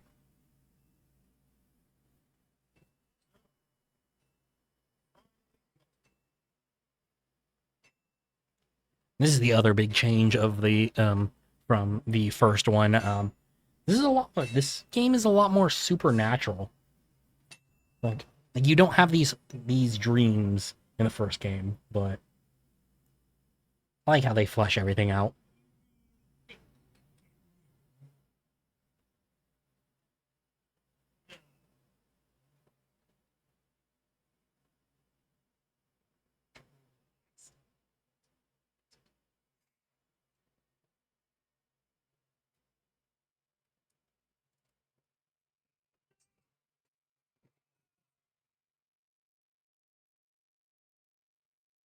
See, I don't know what that one's supposed to mean. I mean, that's not how.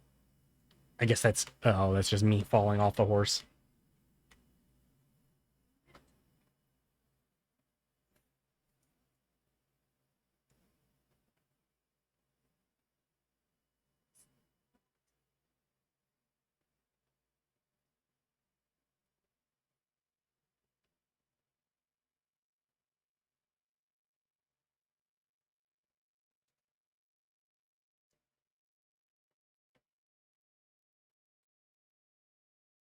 All right, well, I think we finally made it to the Kutenberg region, which yay, it's so much bigger. I think they said that like um, Kutenberg is like double the size of Trotsky, so we're gonna have quite a lot of fun adventures out here.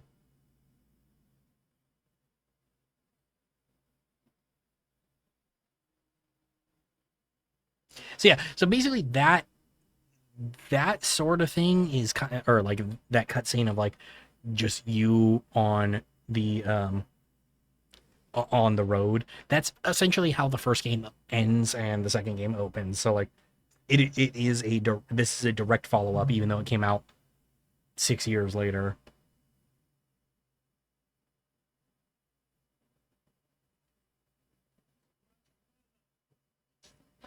Yep. Um,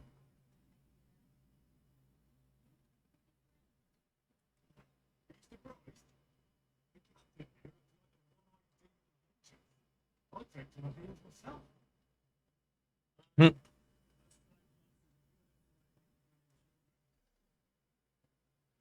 I do need to eat though, because it looks like I am close to death's door.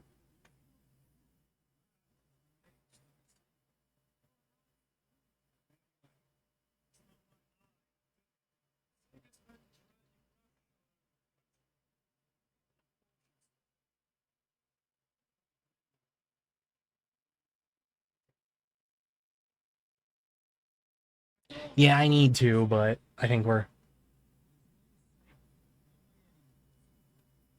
since we're locked in the cutscene, like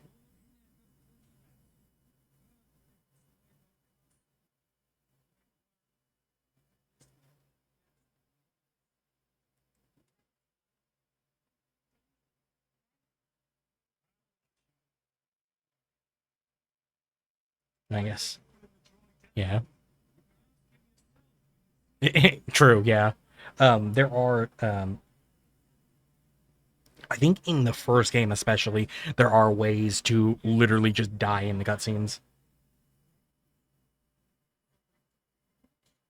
There's also a like non-standard one at the beginning of this game where like you're at like a wedding and you're dancing with someone who is a really bad dancer and you're taking damage the entire time, so you can die in the middle of like a scene that you're unable to get yourself out of.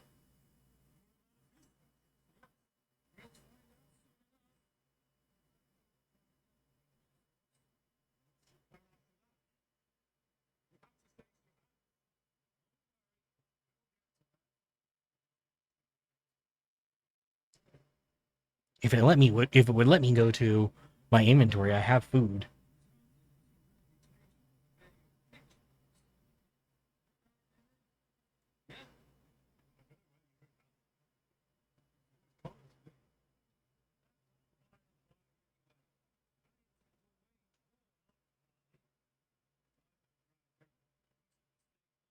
Um,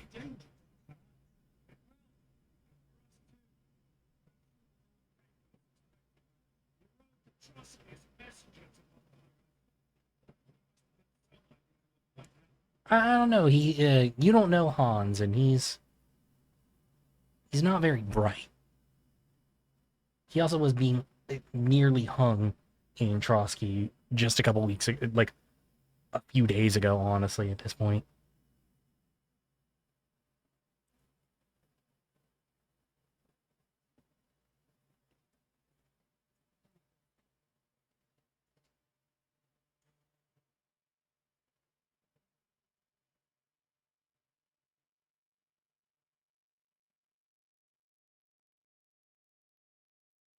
all right. So this just looks like any random like town in the country in this game, or any like nicer town in the country like this. But the like main city in this region, Kutenberg, is literally supposed to be like modeled after the like Kutenberg of this time. Like I was like watching like one of like the dev diaries like right before this game came out.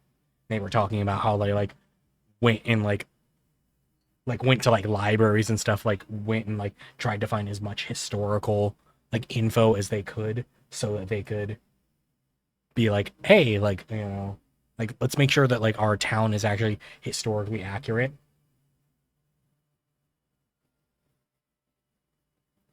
All right, I do have a cutscene coming up, or not a cutscene, a an ad break coming up in 40 seconds. So hopefully this cutscene ends and we get control again, so that I can pause and take a break for the ad. But if not, I will have to pause this cutscene for that.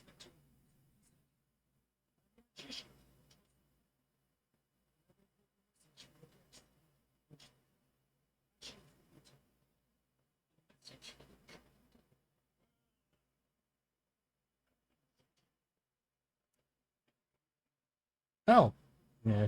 Somebody who's actually aware of us. Oh, it's Jobst. What is he doing here? All right. I do have to pause here though, because the ad break is about to start.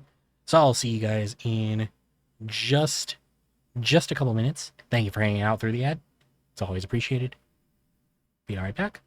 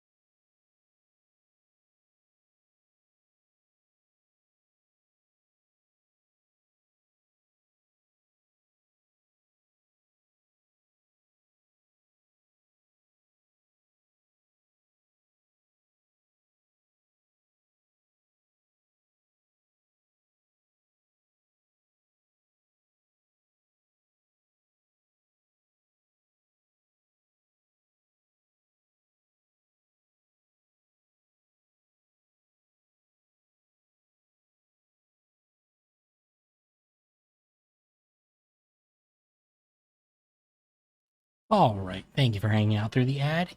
Once again, it is always, always appreciated. Let's get back into this cutscene. Get back to these pivotal moments.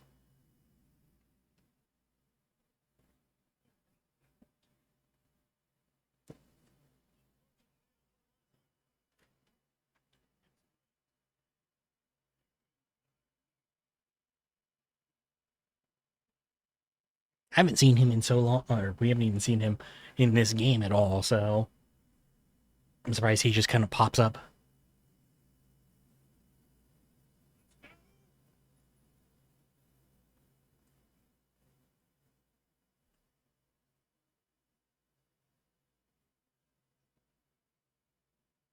But yeah, I guess we're gonna have to go find the Dry Devil at some point.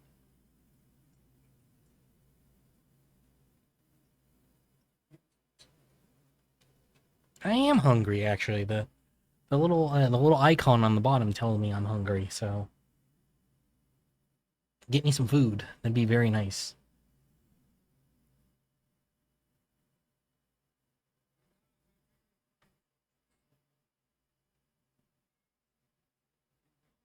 Hmm.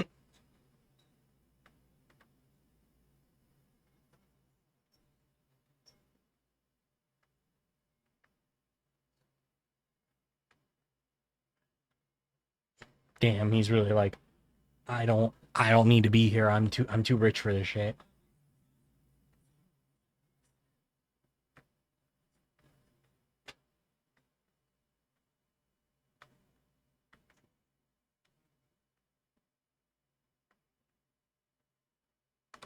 All right.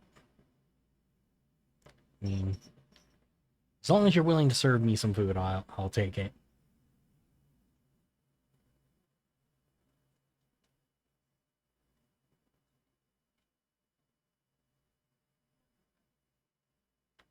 Well, I guess I gotta pick up the food. They don't serve me.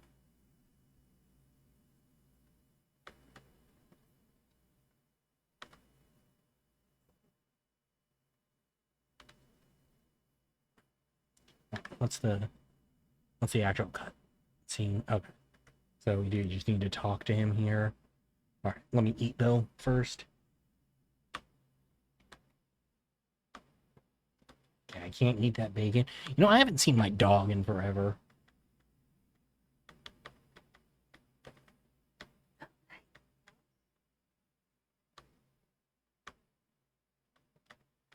All right, you going to bed now? Bye. Nah, I mean that in game. Like, I have a dog, but I haven't seen him in forever.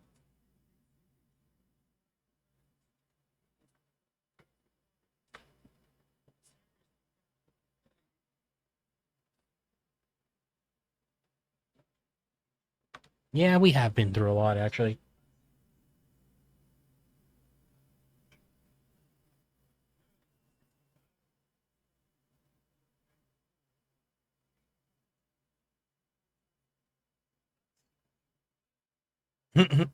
Yeah.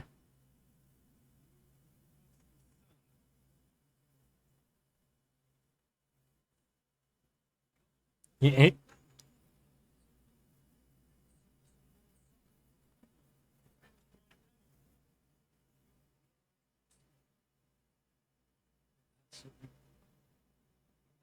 I mean, it was somewhat of a success. I mean, yeah.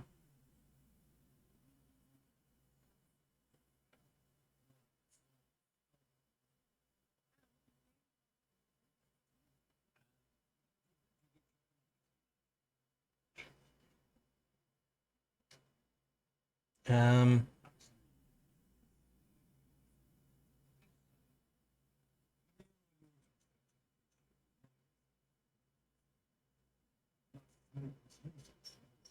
that basically lays out the whole first act of the game. Like, Yeah, he said it's a fight against the king's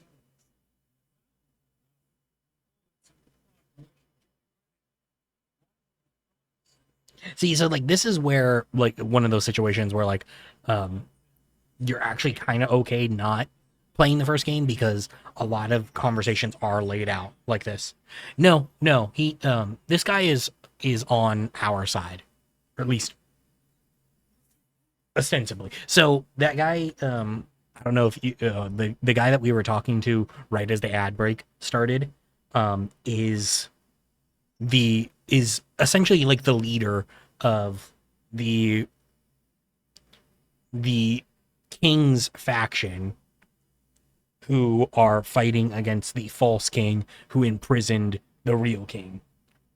And also, not a game spoiler, but a real life spoiler. But he also ends up becoming the king at some point, during like the 4 years where there's four separate kings.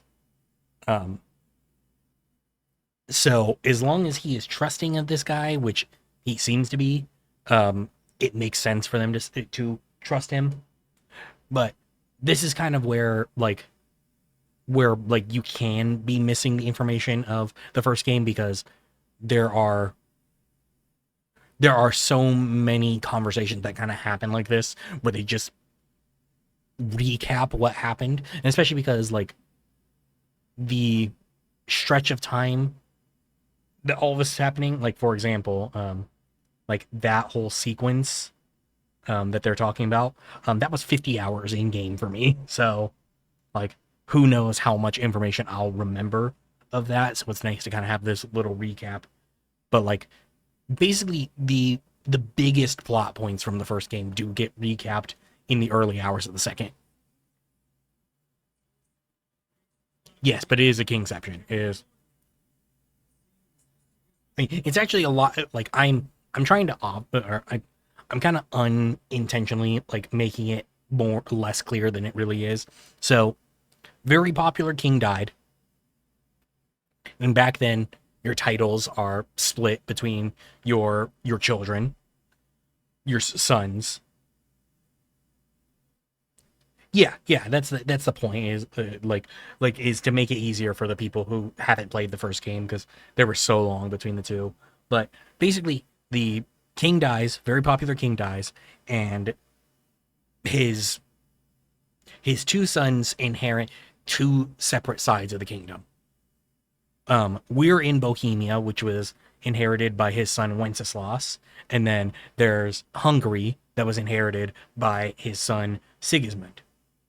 Well, basically, Wenceslas, he doesn't really get a lot of an opportunity to rule Bohemia for very long before a number of his subjects are just like, he's a drunk, he's not a good king, like fuck him, but he's our king, so like we're not gonna do anything.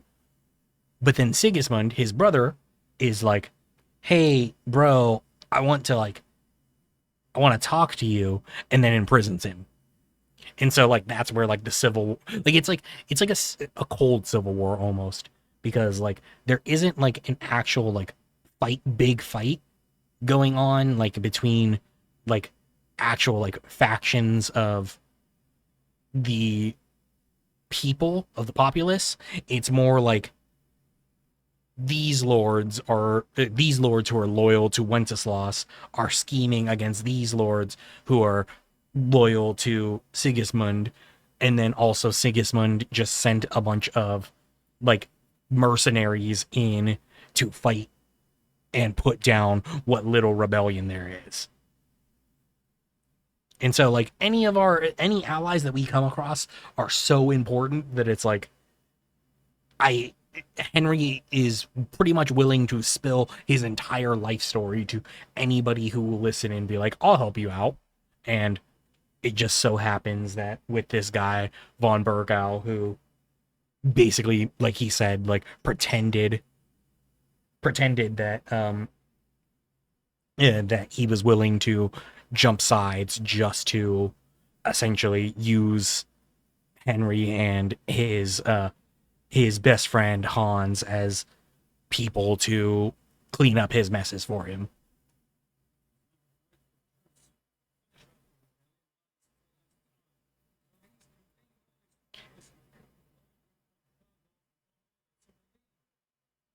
Oh, and seeing like the now they're talking about the Civil War breaking into, like actual like war.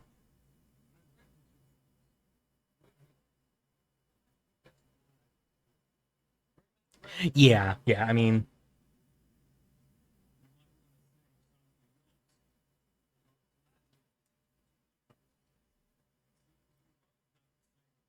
yeah. I mean, like it's one of those things where like we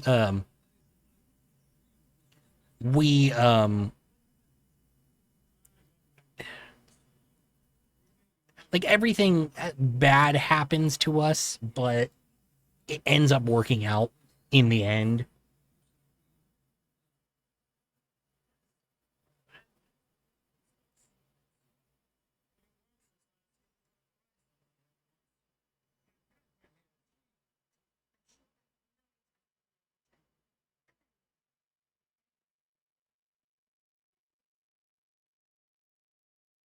I mean, friendly terms. Yeah, yeah, we met once.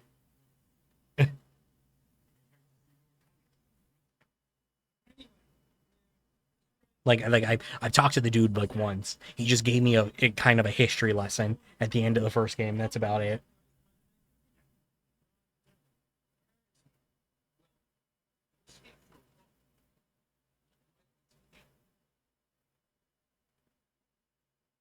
Stay silent, because Yobs did tell us that he's no longer here.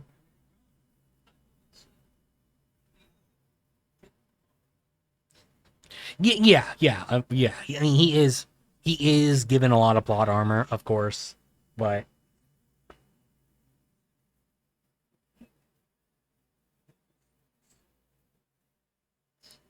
I mean that's most protagonists.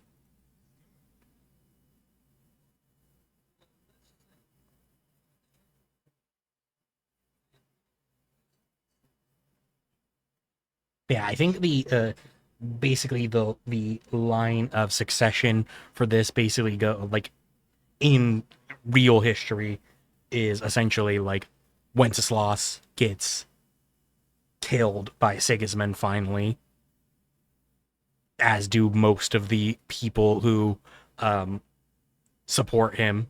And then I think because I did the research on this a while back, um, but yeah, I believe Wenceslas is killed by Sigismund, and then Sigismund actually turns out to be a pretty bad king once he actually has the power. Like right now, he is a bad king in the sense that like he is essentially like like using military force against his own subjects to subjugate them. But then apparently, like once he actually like officially takes power and like removes his brother from the position like fully, um, he basically just stops like even pretending to care. And so he also gets deposed, and then Margrave Jobst takes over, and then I think like one of his advisors ends up killing him and taking over. So it's like this is like a really peculiar time in like history, especially like European history.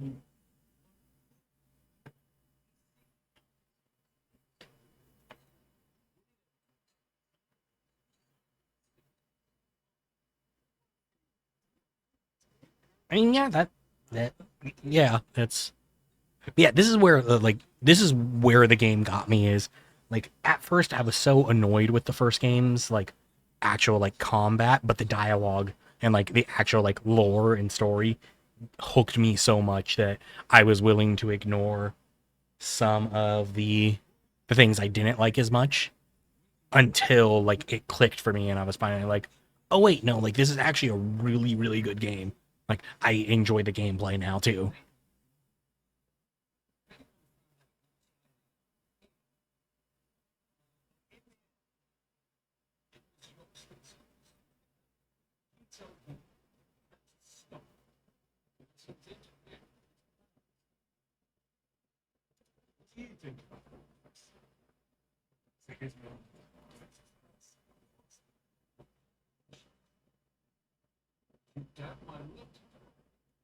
No, yeah, I don't think that's the where we're going. This is my first playthrough.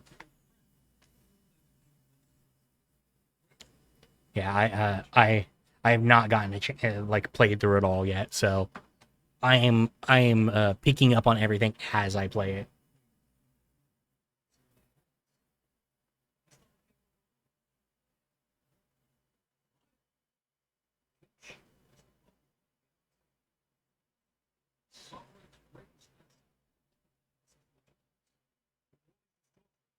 Yeah, I mean, well, so this is I'm 50 hours in, um, but I also do tend to take a while to finish the side quests and stuff and like meander around. But this is like the start of Act Two. I think I still have like I think there's a whole third act as well that also takes place still in the Gutenberg region. So um, I'm like less than halfway in.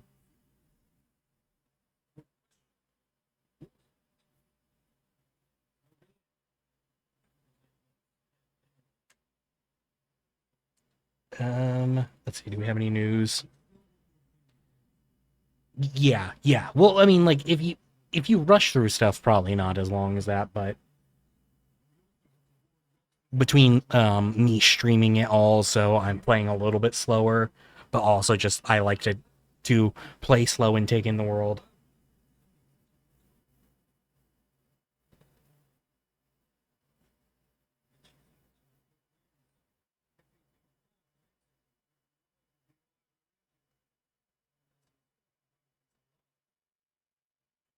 Yeah, exactly. Like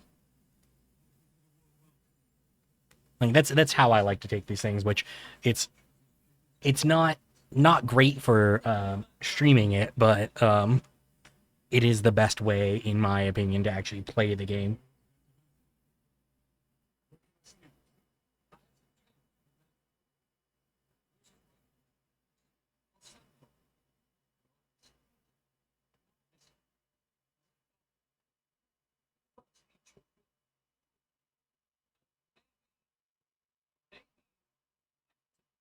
Yeah, I think I would like to bathe before going to bed.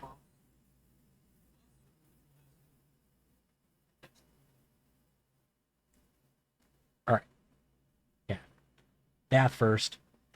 Um, okay, I have access to my horse now, so I am actually able to. Why do I have that sword? And then this is my military. Or wait, oh, it swapped around all my outfits. This is supposed to be my charisma outfit.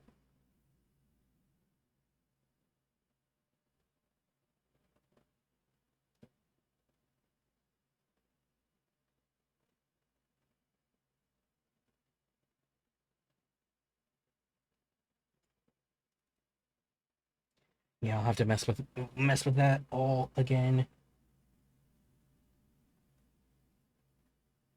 Because basically, this is the outfit I wanted. I want to use when I'm just gonna talk to people.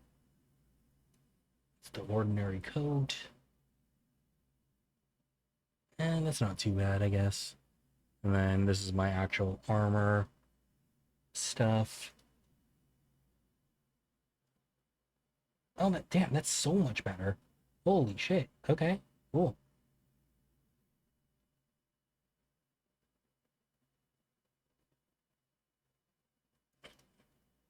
Let's see. Let me make sure I actually wear the best stuff first. It should be good there. Then arms. Switch to those now. Legs.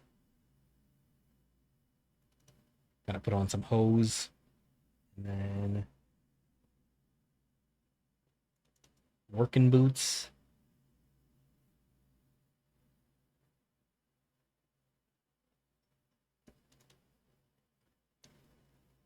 those instead. I had leg armor at some point. Where did it go?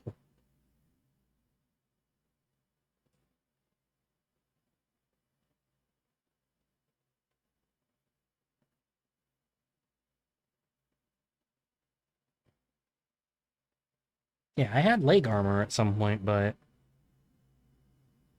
yeah, and then also I had spurs. Why did it say that I have spurs on when I don't? Yeah. Um,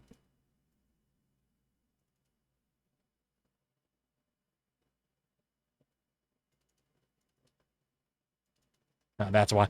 It was like that's weird. It was like telling me that I didn't have them on when I did. Or it was telling me I had them on when I didn't. And then need to put on a hood as well, and then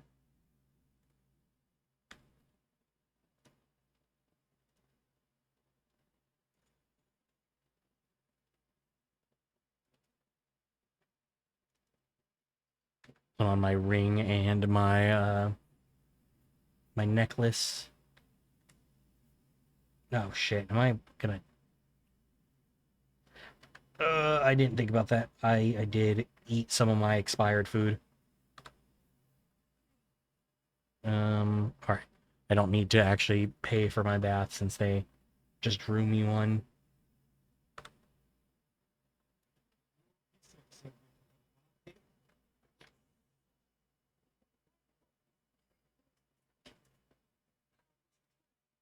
Well, hey, nice.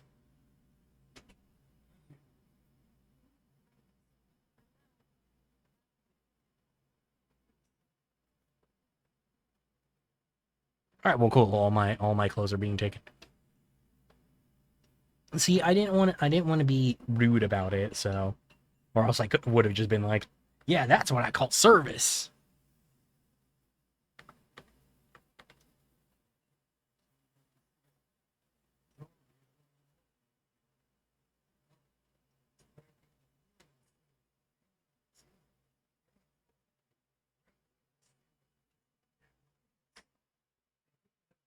Oh, yeah, and that's the other thing is the whole game, the franchise basically starts because the town that I'm from is like it's like over like a bed of silver, and essentially like Sigismund just needs to pay for his mercenaries, so he raids our town to raid the mines so that he can pay his mercenaries,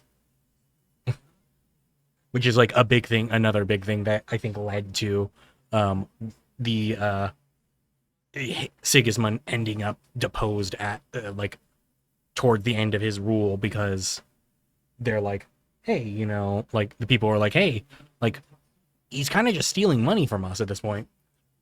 Mm-hmm.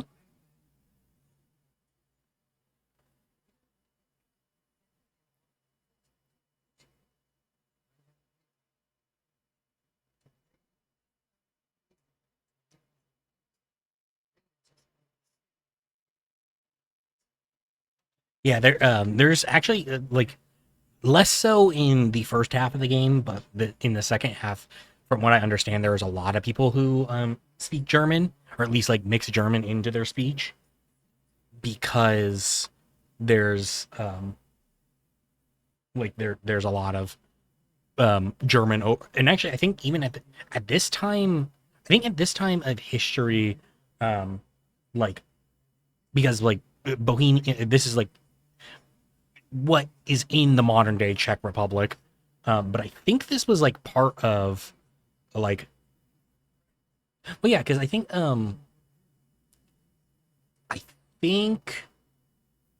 because this is during the time of the Holy Roman Empire, and I believe several of the characters in this are actually like German, are like actually like full on like German like nobility.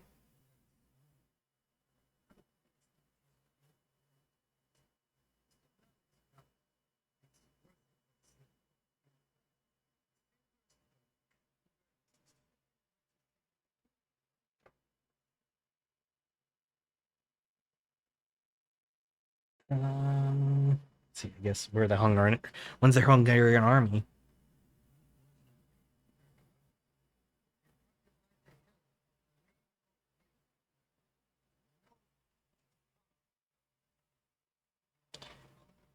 Okay, okay, good to know.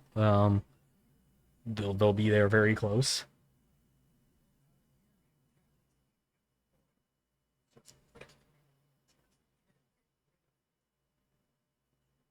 All right. How should I get to Sigismund?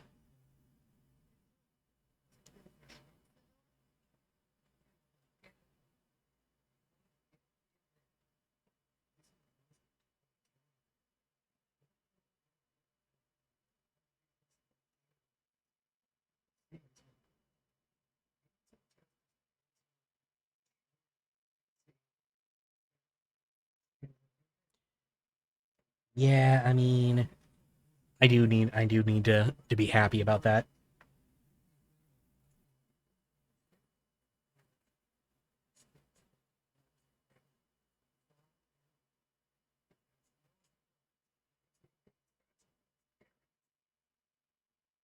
You have any work for me? I mean, I'm not ready to do any side quests, but do you have any work for me?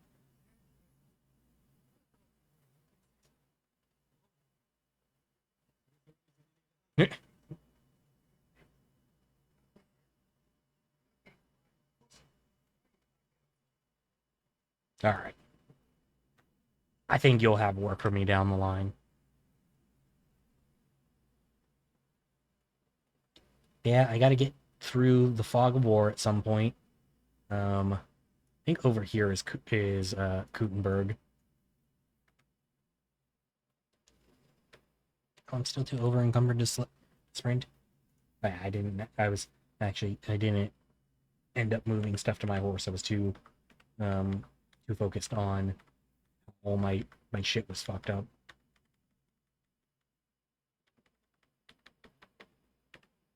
I don't need to be carrying multiple torches. I'll get rid of all my armor, all my unworn armor for right now, because I can sell it down the line.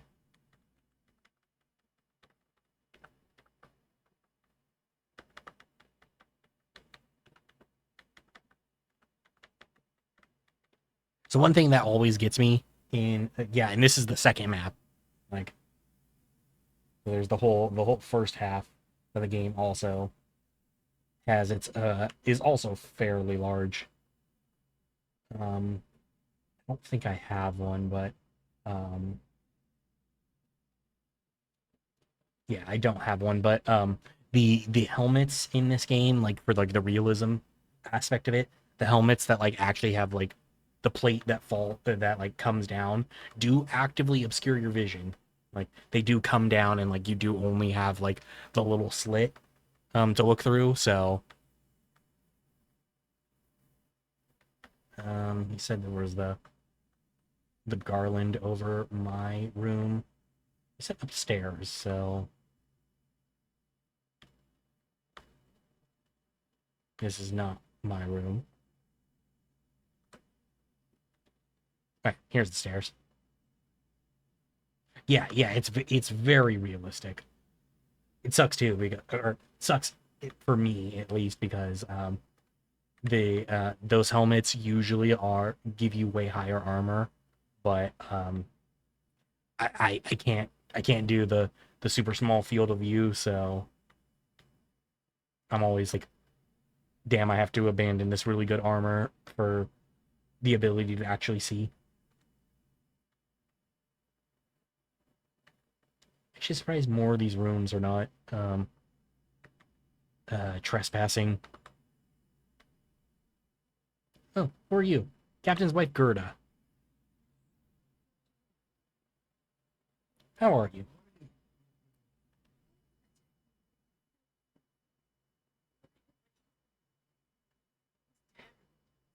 Yeah. Well, I just had a very friendly conversation with him, so I hope that that's all right.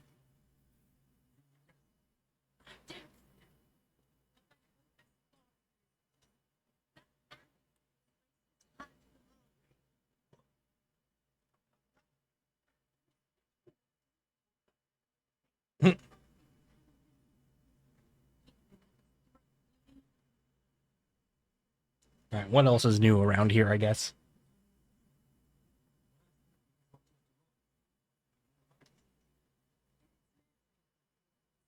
No, I'm just asking questions. Damn. Everybody's like so judgmental about just a young entrepreneur trying to make some money, even though I'm just asking questions. Like, oh, hell yeah, dice table. Hey, hey, hey, you want to play dice?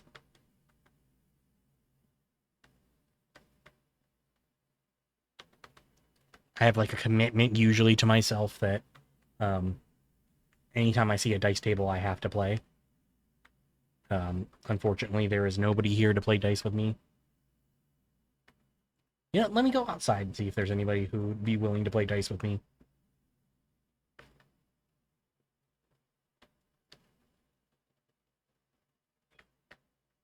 It's funny because the dice game in this, Farkle, I was like, oh, this is like this old timey game, you know, this is fine.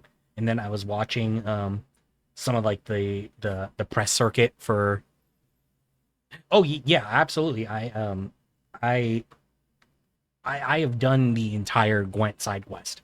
Like I've played every single Gwent match in The Witcher 3.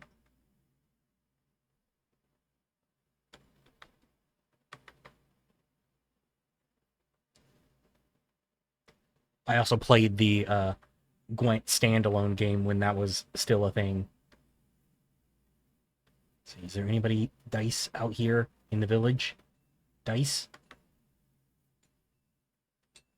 Dice. I need to play dice. Yeah. Um this is in addition to the second game, but you actually blacksmith for real in the game now. So that's fun.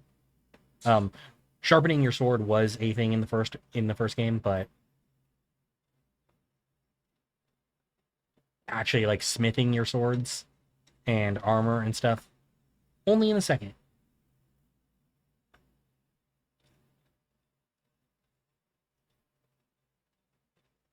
Come on, I gotta almost be done.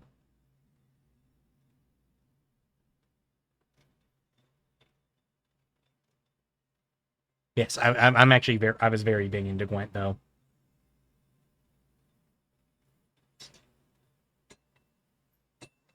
Hi, welcome back. You know you're blocking my monitor again, right? I think that should be good enough. Let's see. Yeah, 98%. So normally, if you actually hit 100%, so actually I'll hit 100% since I just didn't want to spend any more time. They'll usually the game will tell you, like, if you actually hit 100% while working on it, he'll just be like, oh, you know, that should do it, or, you know, that's as sharp enough as it is. Like, the game won't let you like sit there and waste time.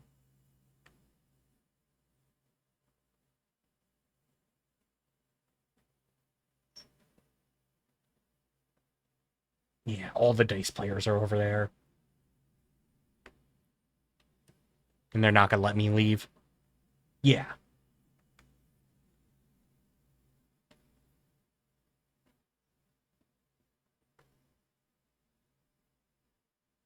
I guess I'll play dice at another time.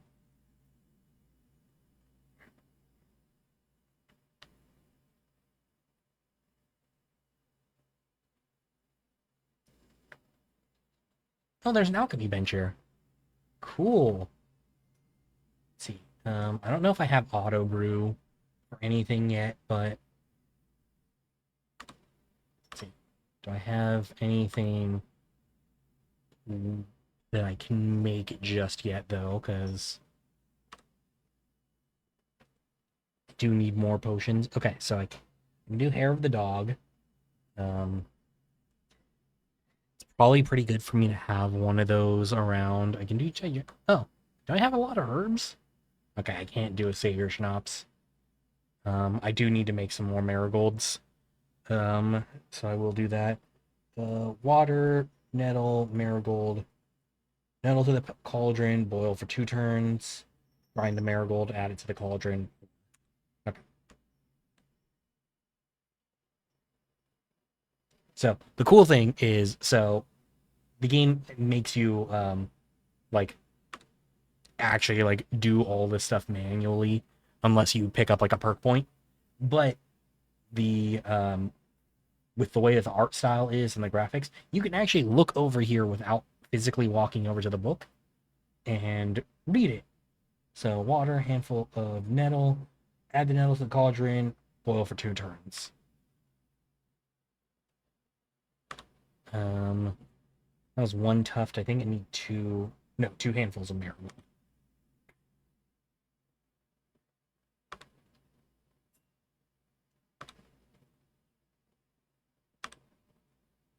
So, they did mess with it a little bit. How alchemy works, they refined it a tiny bit, but it's not too bad. You also are allowed to make mistakes. I think like 3 mistakes is like not a failure. Anything more than that is typically a failure. There's also a perk that allows you to make more mistakes. I know it was supposed to boil for 2 turns, but because I did drop it down earlier than I was supposed to, and I hit the bellows afterwards, I am approaching this as if it boiled for a little bit longer than I actually intended to.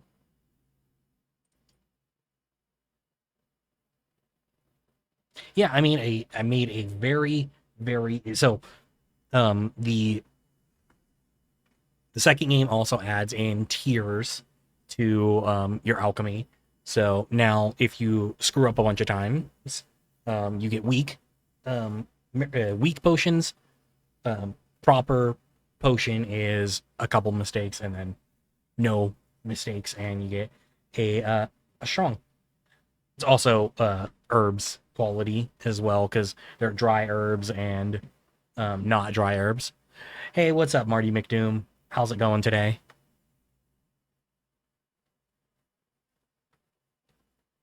Also, random question, and feel free to not answer if you would like, but just because we were talking about it earlier, but I know you said last night that you were in Asia. What time is it for you right now?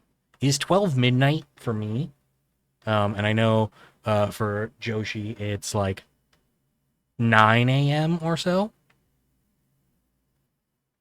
Okay. Yeah, that weird the way that time zone, or not weird the way that time zones work, but like just weird. 9:08, yeah. Yeah, so just interesting how so many people here in completely different time zones. Yeah, I assume 3:07 p.m. So not in 24 hour 24 hour time. And now that being said, because it is um, midnight for me, I am going to be wrapping it up fairly soon. Probably within the next like 10 minutes or so. I did just want to get us established in Suchidol before I called it a night. Yeah, I'm sorry. I'm sorry. There was more going on last night, so I was willing to play a little bit longer, but since we're at like a nice, like slow time right now, I think it's probably the best time for me to rest relatively soon. Probably want to go into town and get pick up some side quests first, and maybe if I can go play some dice. They'll let me, because there was a dice table upstairs, and they were like, no, like actually there's nobody here to play dice with you.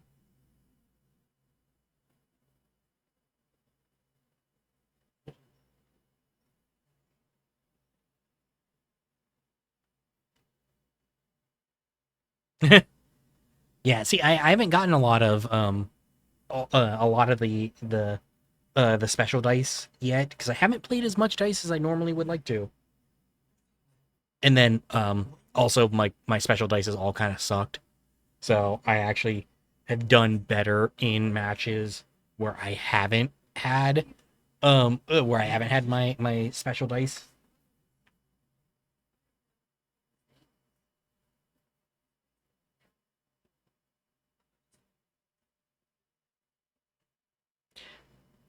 That makes sense. That makes sense. I don't, that's the one system in this game that I don't really like. I don't like the pickpocketing.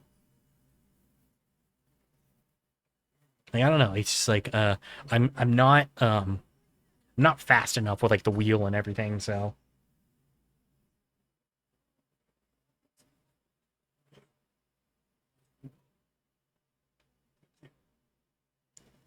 but I will get them at some point because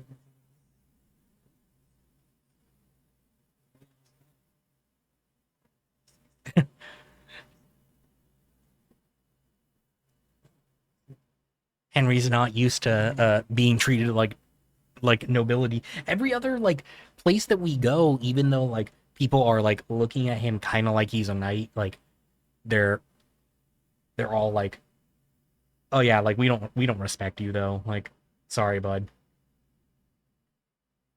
Damn, I dismissed her, but she didn't even close the door. What the hell, man?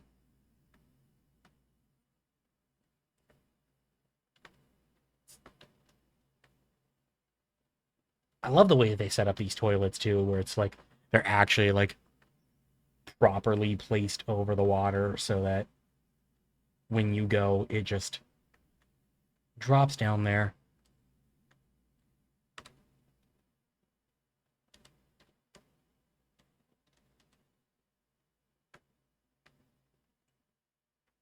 I mean, Henry isn't technically a knight. Like, he's like trained, like, or he's not like officially trained because Bernard doesn't like give him that. Like, Bernard basically just teaches him how to wield a sword and then is like, all right, cool, like, get out of here now, kid. But like, I guess technically he might like he's not like a traditional knight, but like he is in the sense that like they I think when he officially becomes Hans's page, like he technically like he's like a sort of knight, but like not he's not as respected as like a proper knight because he's essentially just Hans's little like lapdog. All right. Yeah, I want to pick up a couple quests first and then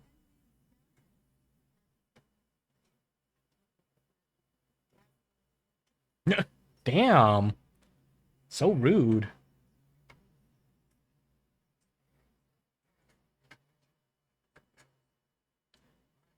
Yeah, yeah, he's like an elite soldier. I think also um the Radzig thing like is um oh, should I challenge him? All right.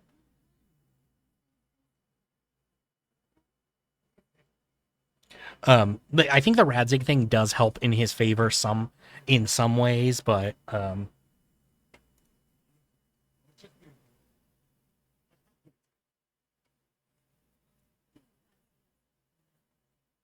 mean, I feel like it's meant to be like that. Like it's supposed to show like the like that these people are comfortable like in German. But yeah, it's a little weird, but oh shit. First to bleed. All right, so I have to get the opening strike, which I can do. I mean, I have perks for this. Um, but yeah, that's the other thing is like Henry himself doesn't understand. But it's like, I mean, it's kind of hard to explain, especially because like I'm in California where like people do bleed Spanish in like people do bleed Spanish in quite a bit here. Yes, that that whole quest line, Marty McDoom, when Henry just starts like randomly blurting out Hungarian at the like that Czech platoon or at that uh, human platoon is so funny. Like it's such a good comedic scene where like he's gotten along with these people this whole time, and then all of a sudden like and like with this whole language barrier, and then all of a sudden he's just like, oh yeah, now I can speak Hungarian because I'm just absolutely like blasted out of my mind.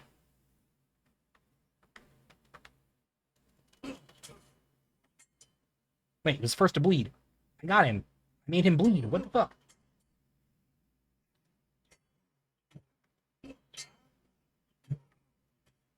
All right, he's covered in blood. What the he's covered in blood. What the fuck do you mean? All right. Now, did you like that, Catherine?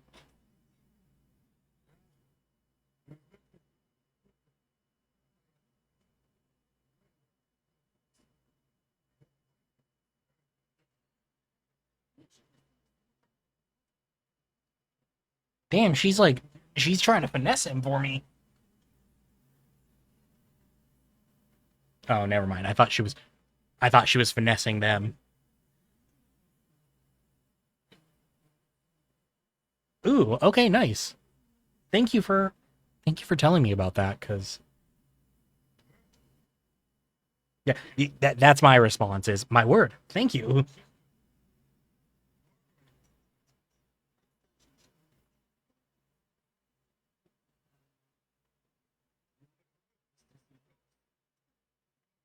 I also have blood on me though, so um I don't know how much I actually won that duel.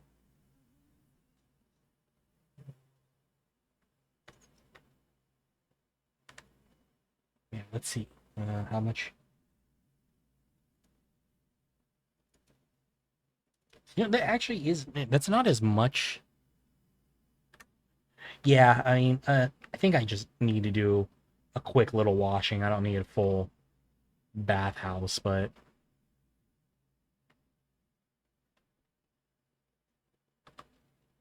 I don't want to get into that conversation with the Margrave just yet, since I said I was going to be wrapping it up pretty soon. So let's pick up this quest. You have any work for me? Okay, we already had this conversation, but wait. Okay,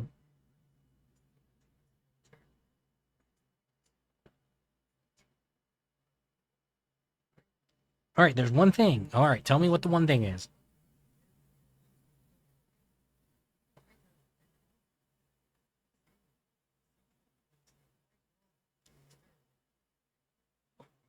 Yeah, I believe. I know I was saying it earlier, but I believe that um, this area of Bohemia is like bordering close enough to Germany, or at this time Prussia, that like there is a little bit of bleed over between like the nobility and some of the people, where like there are dudes like this, and like the captain, where or they're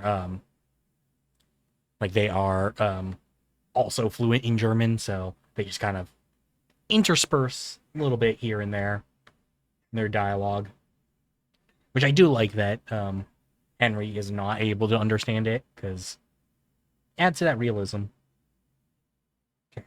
I want to avoid Zhishka for right now because I want to pick up this other quest too. Or that an activity? Yeah, here's the huntsman who didn't want to talk to me before.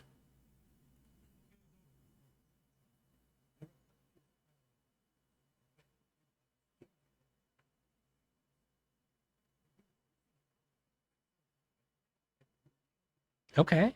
Good to know. I do like going after these poachers.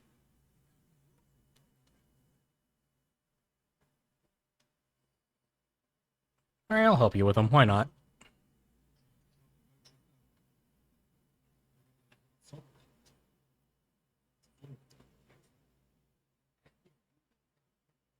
Damn, he's really like just don't even worry about bringing them back. Just kill them on the spot. It's fine.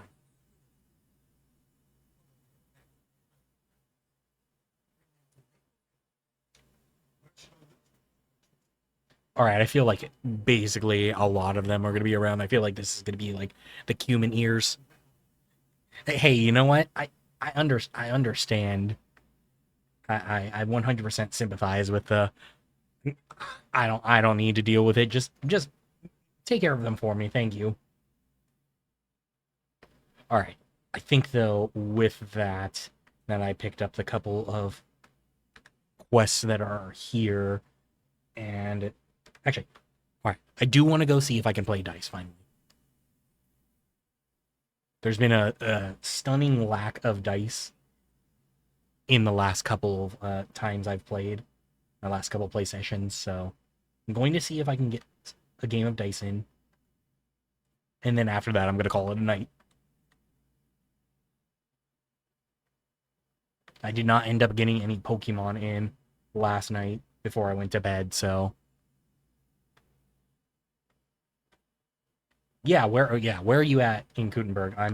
I don't have obviously since we just got here, I don't have the map all the way open, but am I correct in assuming Gutenberg is over here?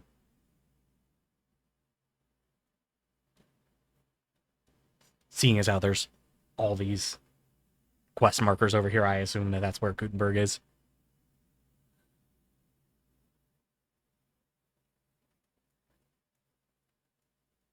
Okay.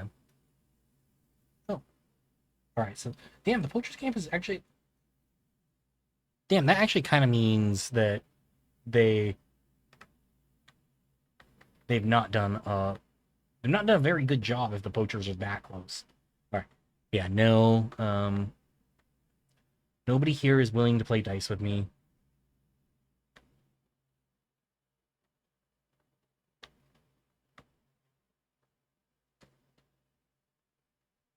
Actually, guard, will you wake up? Yeah, but I wanted somebody here to play dice with me. Like, there's a dice table there. Why are they refusing to play? But yeah, I know that there's going to be this big dialogue with Zhishka and the Margrave, so I'd like to hold off on that until next week. And there's Zhishka, so I don't want to get too close to him, because that will trigger the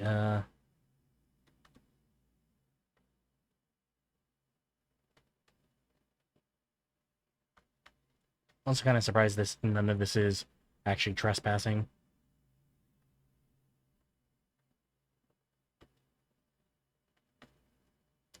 Ah, okay.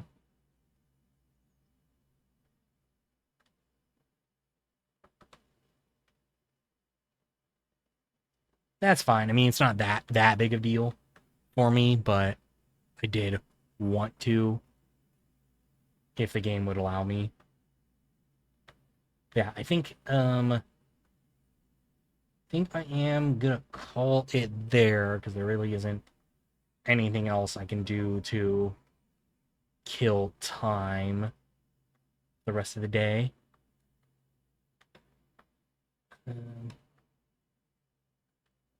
so maybe they would like let me do like a fist fight or something here.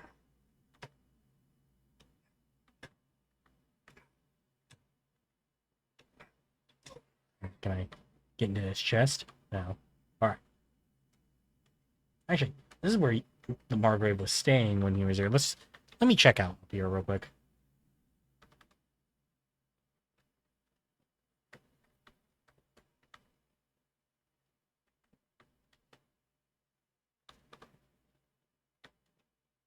Okay, why the hell was he up here? Like, doesn't look like there's anything for him anywhere around here, but I guess maybe this is like the no, because there's no way this is the nicer part of the quarters.